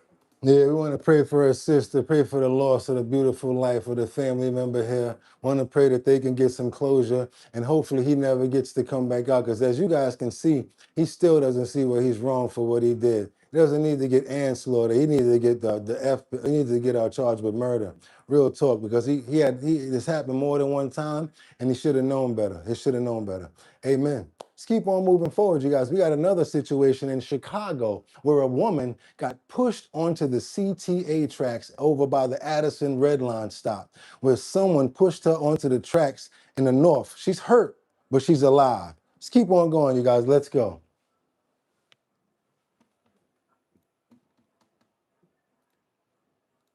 People are now being questioned by police after a woman was pushed onto some CTA tracks. Police say a 49-year-old woman was on the platform at the Addison Red Line stop just after 8 o'clock last night when someone pushed her onto the tracks. She was hurt but is expected to survive. We're working to learn more about the 5 persons of interest now in custody. Yep, let's keep on going. People are now being questioned by police. Yes, I think those are electric lines over there. I think they actually are. Actually, a lot of them are. In New York, we have electric lines too. Anybody see Beat Street? Spit! You know what I'm talking about, right? That third rail is a doozy. Watch out for that third rail, you guys. Let's get on over to Minneapolis right now. We got a family that speaks out after a woman falls out of her car on the I-94, and she got ran over by a couple of other vehicles. Got to get on over to Minneapolis, you guys. I hate to report this stuff, but it's what's going on, and we go all around the world with it. Yeah, let's get it. Let's see what's going on with this one here. For the first time, we are hearing from the family of a woman killed after state troopers say she fell out of a car before being run over. But the woman's daughter says foul play could be involved. It happened around 2:30 yesterday morning near I-94 and the Highway 65-35W split in Minneapolis. Joe McCoy joins us with the family's emotional plea for answers. Joe. Well, Kevin, the victim's daughter says 2 people were in the car with her mom, and she feels that there is no way that her mom's death was an accident. I talked to her earlier that day. She always called. The past 36 hours have been a nightmare for Gigi Brown. She was loved. She was loved deeply. Her She probably thinking that she got pushed. 61-year-old mother, Sonia Brown, was a passenger in a car driving on I-94 when State Patrol says at 2:30 a.m. Wednesday morning, she fell out. Sonia was ran over by other vehicles and died. We are pausing the traffic camera video right before she falls out. As far as I'm being told, that my mother was fearful for her life and she jumped out of the car. Gigi says the male driver gave that story to investigators, but she feels under no circumstance would her mom have jumped out of a car. She was terrified of cars as far as like speed, and like she just wouldn't do that. I couldn't see it. Gigi says there were 2 people in the car with her mom whom she often partied with. I think she was pushed. All I know is it was them 3 in the car and my mom ended up dead. So they both equally responsible in my eyes. Gigi. Not only that, but if she was drinking and if she ain't locked that door the right way, I have seen back doors open up and people fall out. Almost happened to my sister once. I want to pray for her mother. I want to pray for closure in this situation, and hopefully they can follow the video camera and get some information from those witnesses' accounts and really get to the bottom of this and see what's going on with this. We ask that, Father God, as we pray today. Amen. Let's keep on moving forward, you guys. Yes, we do got better news than that. Let's see what's going on with the Tupac case. We've been following a lot of different cases over here. Let's see what's going on with this Dwayne Keefe D. Davis case. Because guess what? Ever since they brought him back in, he was talking too much. And they gave him a little bit of immunity, but you know what they said? Keefe, check this out. We're going to give you some immunity, but we still got to make sure that you're not telling everything. So what did they do? He went and told more. And guess what? Because of that, they're even letting his book, all of the information from his book, they're letting that come in under question. Let's keep on moving forward, you guys. That goes to show you, when you go on the internet and you're telling all your information, you never know when it's going to come back to bite you in the ass. Which is set for a high-profile jury trial for the man accused of calling the hit that killed rapper Tupac Shakur nearly 30 years ago here in Las Vegas. Dwayne "Keefy D" Davis was back in court today for a trial readiness hearing. At the center of the hearing, whether or not Davis's tell-all book and police interviews can be used during the trial. Fox 5's Victoria Saha was in court today. She joins us right now with more of the details. Victoria. Shout out to Miss Swanza for showing up and showing out as she always does. Miss Swanza Clayton, thank you for the $20. Yeah, Miss Swanza taking over the spot today, you guys. That's right, Miss Swanza came in and boom, did her thing. We appreciate you, Miss Swanza, for the $20 super chat. I'm sorry for letting people know your business and your name and all of that, but I'm sorry, sis. You know how we do around here. We appreciate our family and we appreciate you so much. So thank you. Everybody, show some love to Miss Swanza for the $20 super chat, leading today's events. Let's go, you guys. Let's get it. This was a 2-hour hearing, but it gave us a clear idea of what we should expect with this trial. It's a case now almost 30 years in the making, but before we head to trial, there's several things the defense and the state needed to work out. The public may be one step closer to getting answers for... Remember that guy? I used to be one of my favorite artists right there. I used to love that guy. Rapper Tupac Shakur's death almost 30 years after he was murdered in Las Vegas. The man at the center of this trial, Dwayne Davis, also known as Keefy D. On Tuesday, the judge said his tell-all book will be used in court because it has details about Tupac's death. Prosecutors when you talk too much, you see that? Also said it's a key piece of evidence. The book is central to almost every other argument. As for the jury, they will only be partially. Yeah, he's still my favorite too. Somebody said Tupac. Yo, check this out though. How dare them say that Tupac is not lyrical? Are you crazy? Tupac not lyrical? Yeah, okay. Yeah, okay. Sequestered. Instead of taking their phones away and putting them in hotel rooms for the trial, the courts will do everything they can to shield them from any coverage. Almost 30 years in the making, but before we head to trial, there's several things the defense and the state needed to work out. The public may be one step closer to getting answers for rapper Tupac Shakur's death almost 30 years after he was murdered in Las Vegas. The man at the center of this trial, Dwayne Davis, also known as Keefy D. On Tuesday, the judge said his tell-all book will be used in court because it has details about Tupac's death.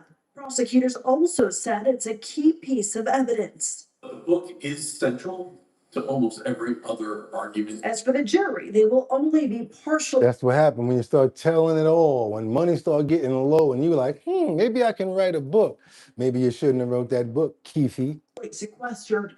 Instead of taking their phones away and putting them in hotel rooms for the trial, the courts will do everything they can to shield them from any coverage of the trial. What's still up in the air if statements Davis made to police back in 2008 will be used. His defense attorney said he was forced to talk to police about Tupac's death. So how did we get here? Let's rewind. 1996, Tupac Shakur is gunned down in his car near the Strip.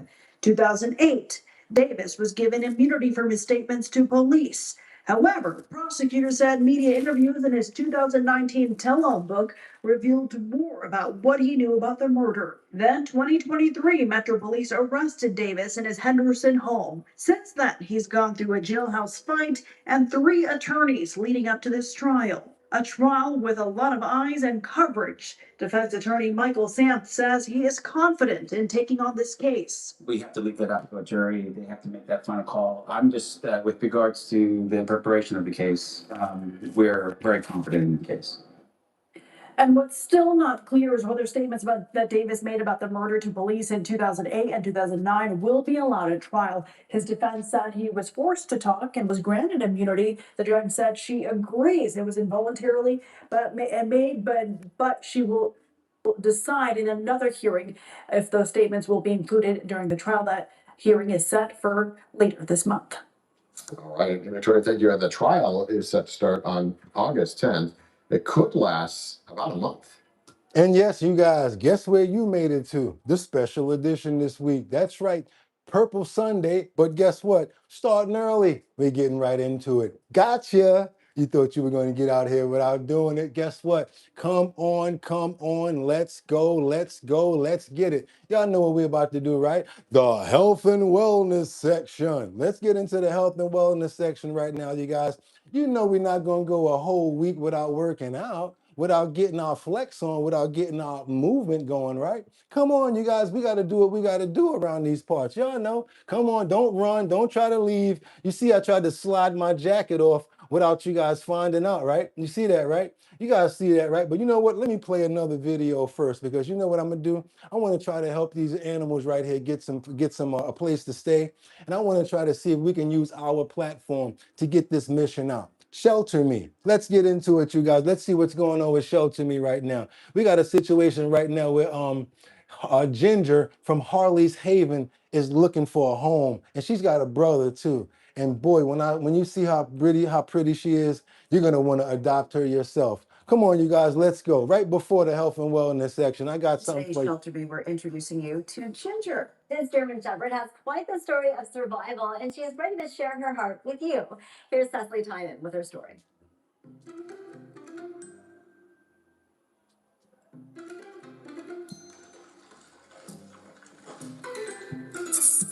For this week's Shelter Me, Rebecca is here from Harley's Haven. Thank you so much. With this beautiful girl, Ginger, 6-month-old German Shepherd. Now, how many people want Ginger?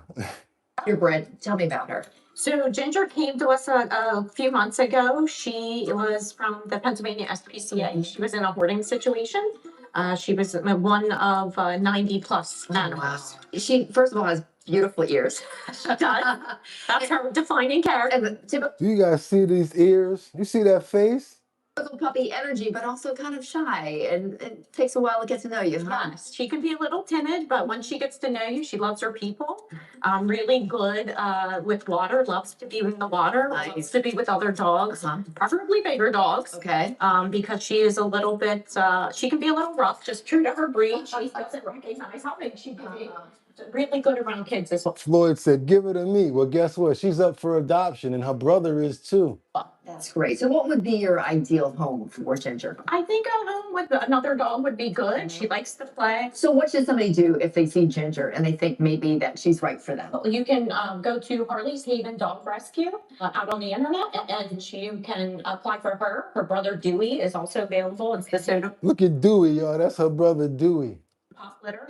Looks very much the same, has these same great ears. And she's pretty well trained already, right? She is. Can you see that face? Tell me you wouldn't want that dog. Come on now. Can I pet that dog?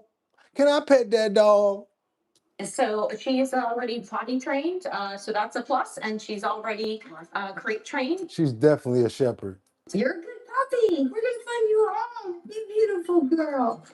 Okay, you guys, I strung you in. I got you here. I made you stay. So you know what I did? I set you up. So I'm hoping that you guys will stay. Don't run. Come on, you guys. These are never hard. We love to do them, and we do them together. Why? Because we want to earn and get the benefits together. So you guys, it's Purple Sunday. You see, I took the jacket off already. So you know what that means? You guys thought that you was going to get out of here without the health and wellness section. We're going to follow along, and whatever music we hear, we're going to just keep on going. Let's keep on moving forward, you guys, to our number one selection, our number one section. And you know you're not getting out of here without us working out. So come on, health and wellness section, you guys. Let's go, because as soon as I hit this button, it's going to be time to do 10 minutes worth of Tai Chi.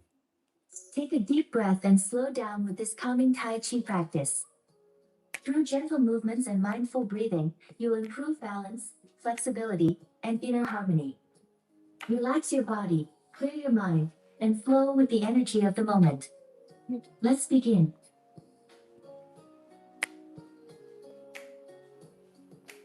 What we doing? Okay.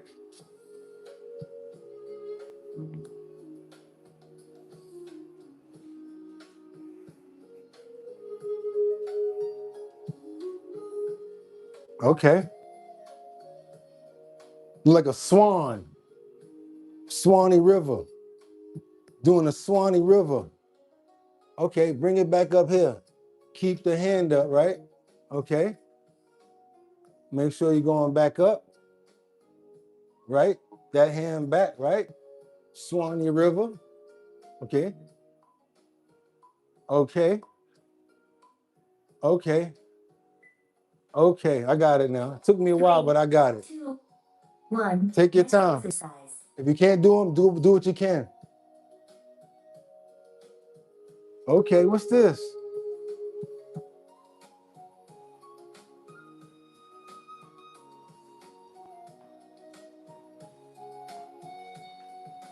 Huh. Huh. Huh. Huh. You know, we gotta have some fun with it. I almost fell. Try to keep your balance. Do as many as you can. If you can't do a lot, just do what you can do. Just do what you can do. You ain't gotta do all of them. Do what you can do. That's right. Do what you can do. That's the left leg. Left leg. Left leg. Left leg. Left leg. That's right, you guys. Left leg. Whoo! 3, 2, 1. Next exercise.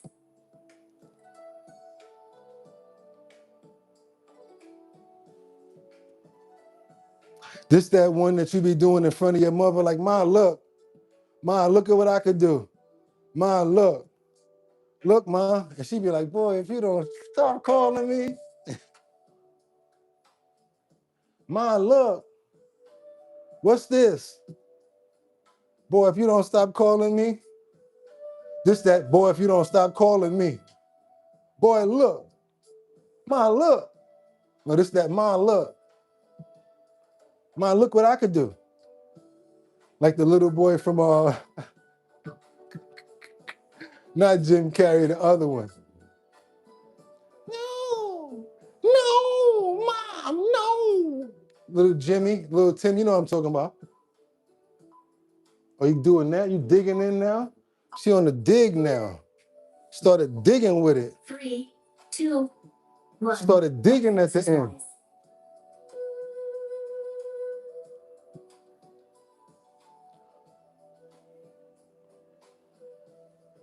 Oh, you can. Oh, you can. Oh, you can. Oh, you can. Oh, you can. It's that Street Fighter. Oh, you can.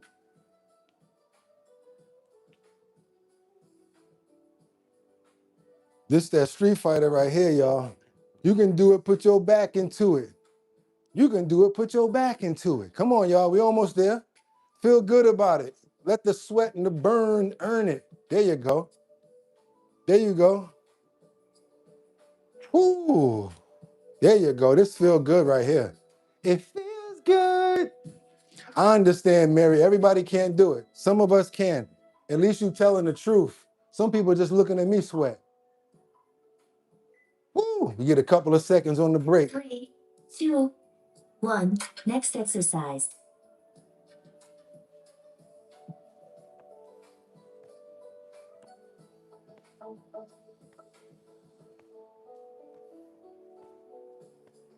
Get that dirt off your shoulders. I said, get that dirt off your shoulders. I said, get that dirt off your shoulders.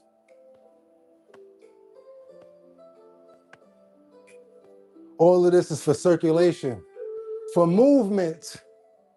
All of these little movements, trust me, they catch up to you. You think it's not a workout. After a while, you realize it is. Get your blood flowing. This is instead of doing that 10-minute walk around the house, around the block, you could do this. Get that brain matter worked on. Create that neuron movement. That's right, you guys. You know what we're doing. Working out together. Okay, that was nothing. That was easy. 2, 1. Next exercise.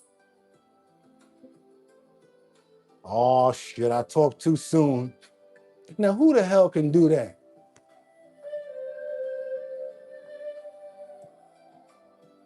Really? The bottom of the foot? Woo! Woo! Woo! Go for it, baby. Go for it. You probably could do it. Never say no. Go for it. Ah! Ooh, go for it. Oh, oh. I know Sam is always doing it. And I know Colessive is always down too. Angels Among Us be getting down. Kendra when she here. Who else getting busy?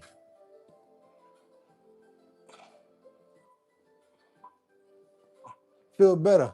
Hadouken. Okay, it's Hadouken. Okay, I got you. Thank you. Hadouken. 2, 1. Thank you for Next that correction. exercise.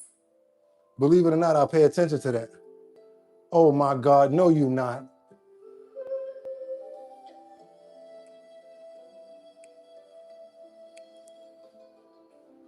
This the Japanese girl saying, "Ma, look at me."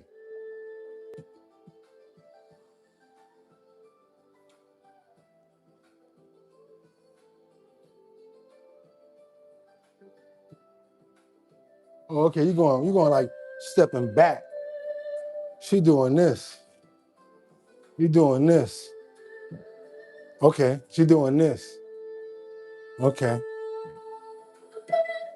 This that angel love.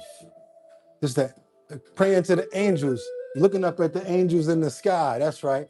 This a good one right here. Nice stretch. Nice stretch. That angel love. There you go.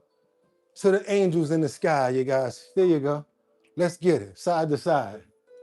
3, Woo! 2, 1. Next exercise.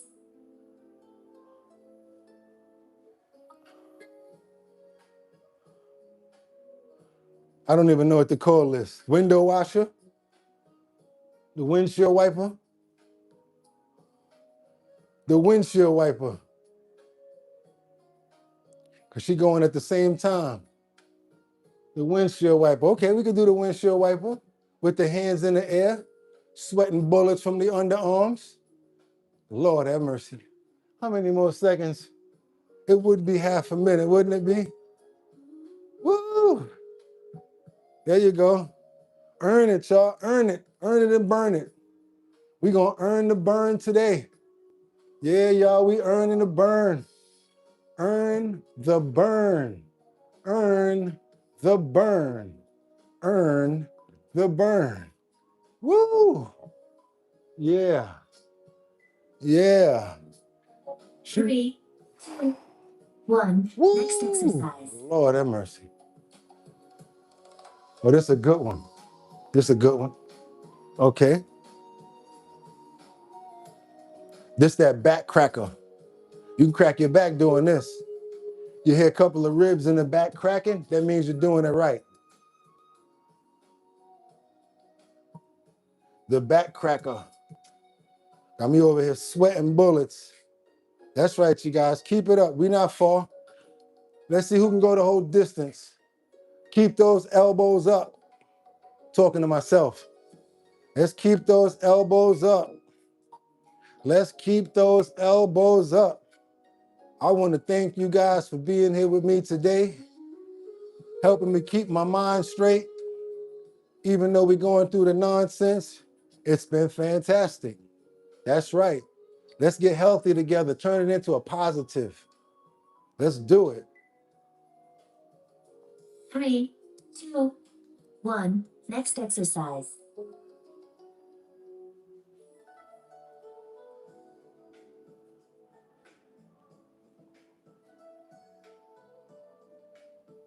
Okay, I could do this.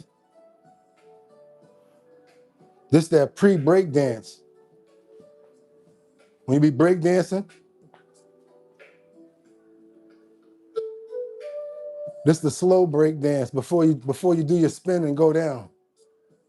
Or look at the new shoes. Look at the new shoes. There you go. Look at the new shoes.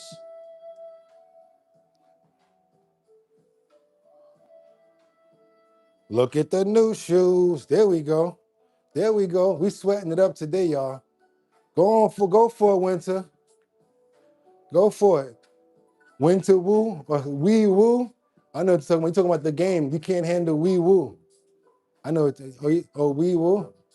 The game, the wee. 2, The wee. 1. I got one in the Next closet. exercise.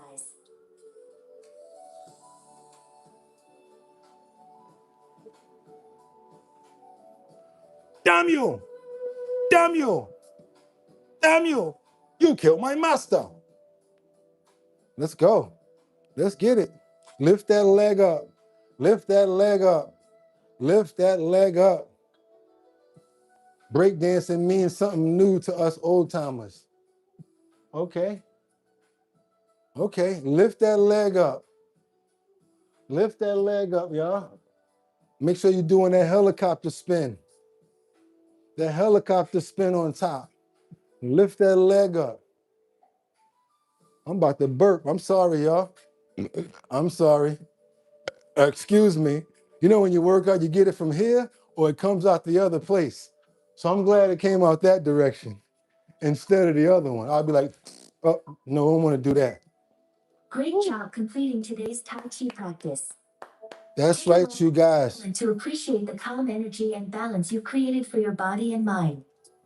Keep practicing, stay mindful, and let this peaceful flow carry into the rest of your day. That's right. See you in the next session. That's right. Let that peacefulness carry you into the rest of the day. And let me tell you something. Let me show you what sacrifice is. Always trying to stay on point and stay in order and making sure that we do what we're supposed to do. So guess what, you guys? You guys knew what that was. I don't got to tell you what that is. If you're a member of our Discord, you already know that that video is going to be available in the Discord as every other one is. And let me show you how dedicated a Cuckoo for Cocoa Puffs person is. Because you know I never really do this without my jacket on, right? So yes, I'm going to be brave and put that jacket back on. Yes, you guys, you know I got to stay in character.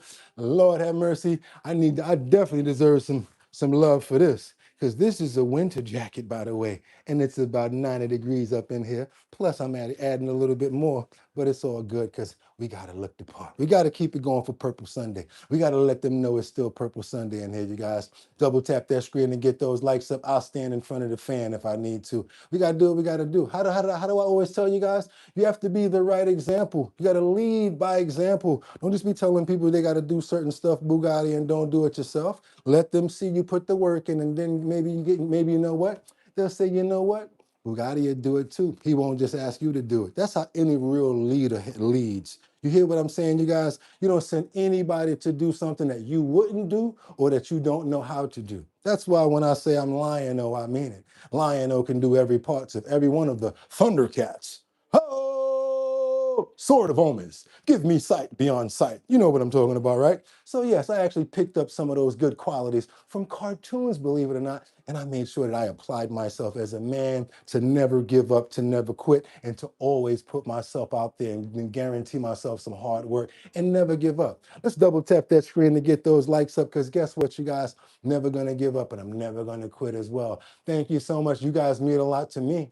Yes, I'm grateful for every single one of you guys, and I'm so thankful that you decided to come here and hang out with us on Purple Sunday. Let's keep on moving forward, you guys. What we got now? What do we got now? What are we going to show you guys now? Oh, okay, cool. I got something else for you guys coming down the pipe, because you know how it is. It ain't over. I got to make sure that we get a little bit of help over here. We got a situation over here where some kids actually came to the aid of a dog.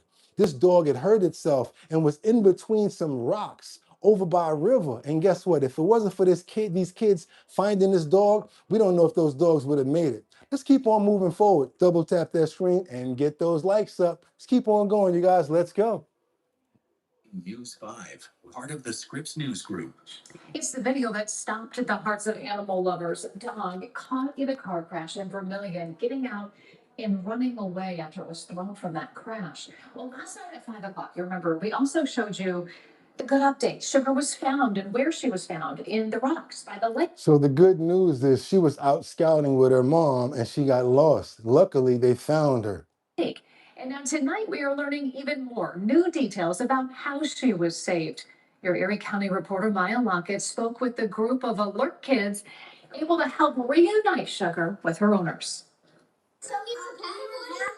10-year-old Maverick Sharon was enjoying a day out on the lake with 11 other kids. We were paddleboarding.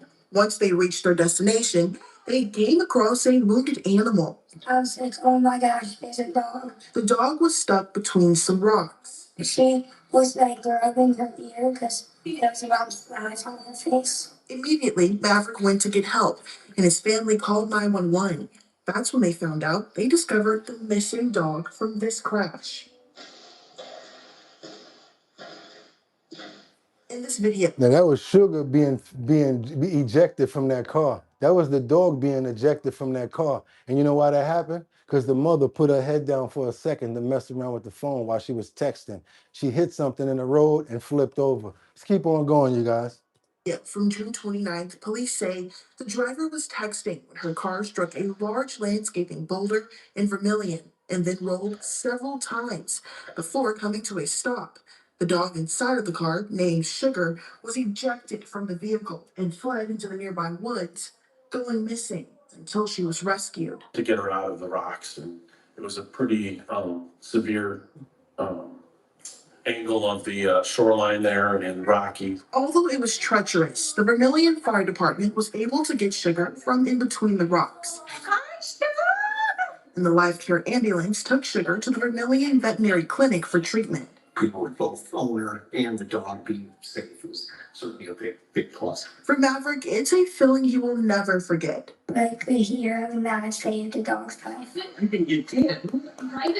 Yeah, grab. On Wednesday, all 12 kids met up at the Vermilion Fire Station, meeting with Vermilion Fire and Police Chief, as well as Vermilion Mayor Russ Owens. I can't thank them enough for their heroism. And for that reason, I'm going to take them to their favorite restaurant for dinner. And what's your favorite restaurant? the owner of Sugar didn't want to go on camera, but she did have a message for the brave kids and officials who saved Sugar, stating she was touched that people care as much as they do and is grateful for every single person who helped. As for Maverick, he has a message for Sugar. I hope Sugar and you guys are doing well.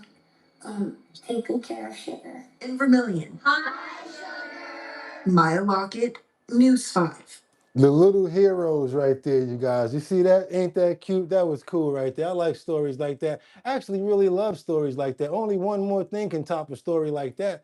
Maybe a story like this. How about bath time with one of our buddies, Nova? Let's go, you guys. We're going to give a big shout out to Lynn and Nova at this time. You guys, they've been off of the graduation now for probably a month. Nova is officially graduated from recovery school. And rehabilitation, and he's doing much better now, you guys. They just got a little more work that they got to do at home to bring them the rest of the way home. Let's see how Nova's doing at bath time right now. You know, we try to check in with them at least once a week.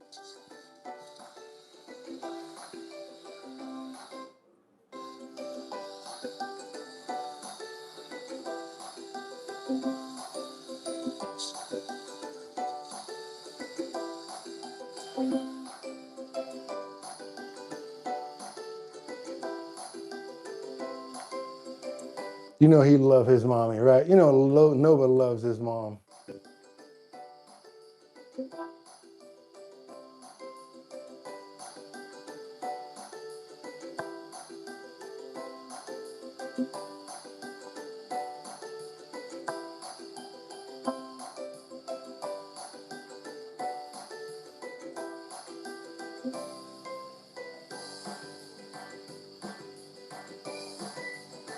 So spoiled, you guys, so spoiled, ain't he?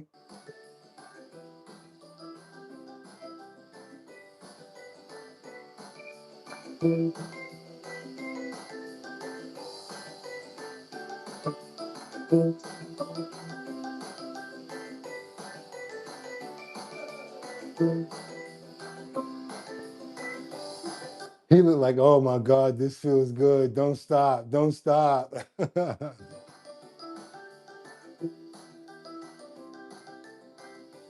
Something about a mother's touch, right, guys? Something about it.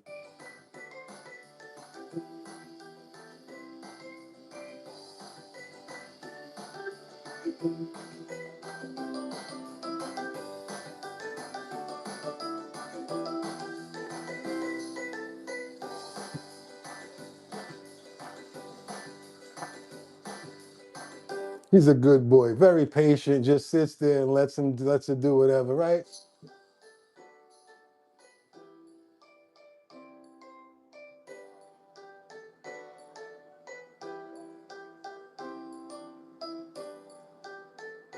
Handsome boy. There you guys go. You know how we do it around here. You know we don't stop and shut it down until we show you some love from Lynn and Nova. That's how we do it, you guys, for today, for Purple Sunday. And if you guys have not subscribed, what are you waiting for? If you have not, go ahead and hit that like button. I don't know what you're waiting for either. Also, we got a Discord, you guys, Discord. If you like what's going on in the chat, all you got to do is download Discord and come on over and check us out over there. We do this every single day, not just on Purple Sunday, where we do trending topics, current events, and one of the #1 health and wellness sections that you guys will ever run into on YouTube. I'm hoping that you guys had a fantastic day, but you know what I'm about to say, right? Because we got to get those promos out, because you guys might want to get in front of 73,000 subscribers. And in order for you to do that, what do you need to do? Send your promos over to us at bridgethisllc@gmail.com. They have to be in a 1080 by 1080 size frame. You heard me, 1080 by 1080 size frame, and we will make sure that we put it up on YouTube. We try to share in the love over here, you guys. If you have not become a member yet, you might want to become a member, especially if you're trying to promote. Go ahead and let everybody know. Share as well. If you already liked, go ahead and hit that share button and copy. Drop it in your Facebook and let other people know what we got going on at Our Bottom Line. You guys, the #1 show here on YouTube, not just on Purple Sunday, every single day. You guys know what's up, right? Also, you know what's coming up next, right? We got that Show Your Talent search. That's the talent search that we're doing in Manhattan, Bronx, Brooklyn, Queens, and in Staten Island. That's right, all 5 boroughs. Also, one person from here is going to be able to get on too. And whoever wins, boom, you'll be winning $250. After we get everybody together, we're going to make you all compete for that $1,000 grand prize, you guys. That's right. Sponsored by Big Drip Hard Punch. I'm your host, Boogotti NYC. And if you want to be a part of the talent show, all you got to do is go on over to the website. That's right, www.drinkbigdrip.com. That's right, like Miss Swanza says, if you want to get lit, you got to drink Big Drip. So go on over to the website, www.drinkbigdrip.com. Go ahead and sign up for the competition by putting your email address in, and we'll let you know where we're going to be at. That's right, you guys.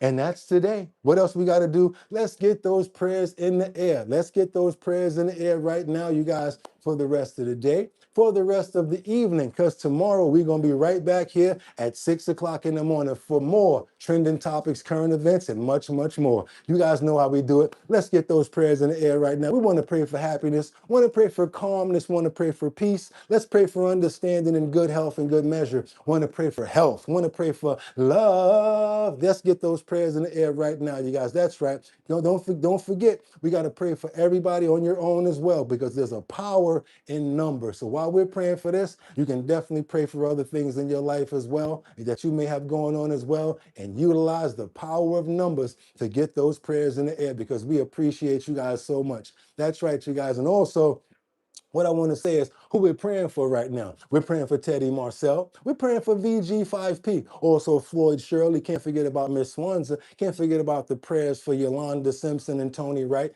Praying for Sam Champion, Teddy Marcel, Miss Swanza. Can't forget about Miss Keisha. Can't forget about Luigi, Winter Rising, Angels Among Us. Can't forget about Collective, Winter Rising. Can't forget about Sam Champion. All of the people that always come here every single day. Can't forget about Batty Lynn, Lisa, Liberty and Justice. Also, my brother Casey Ramos. Can't forget about you as well. Let's go ahead and double tap those screens one last time to get those prayers up, you guys, because we got to pray for me as well. That's right, you guys. We're praying for me, Rebecca Lanyan Bueno, Miss Keisha, Teddy Marcel, Miss Swanza, and who we got last? King Fire. Amen. You guys, you made it. Purple Sunday, noise going on, craziness. But guess what? If you keep on pushing, keep on striving to be #1, that'll be just something that we call something that we dealt with and something that we got over.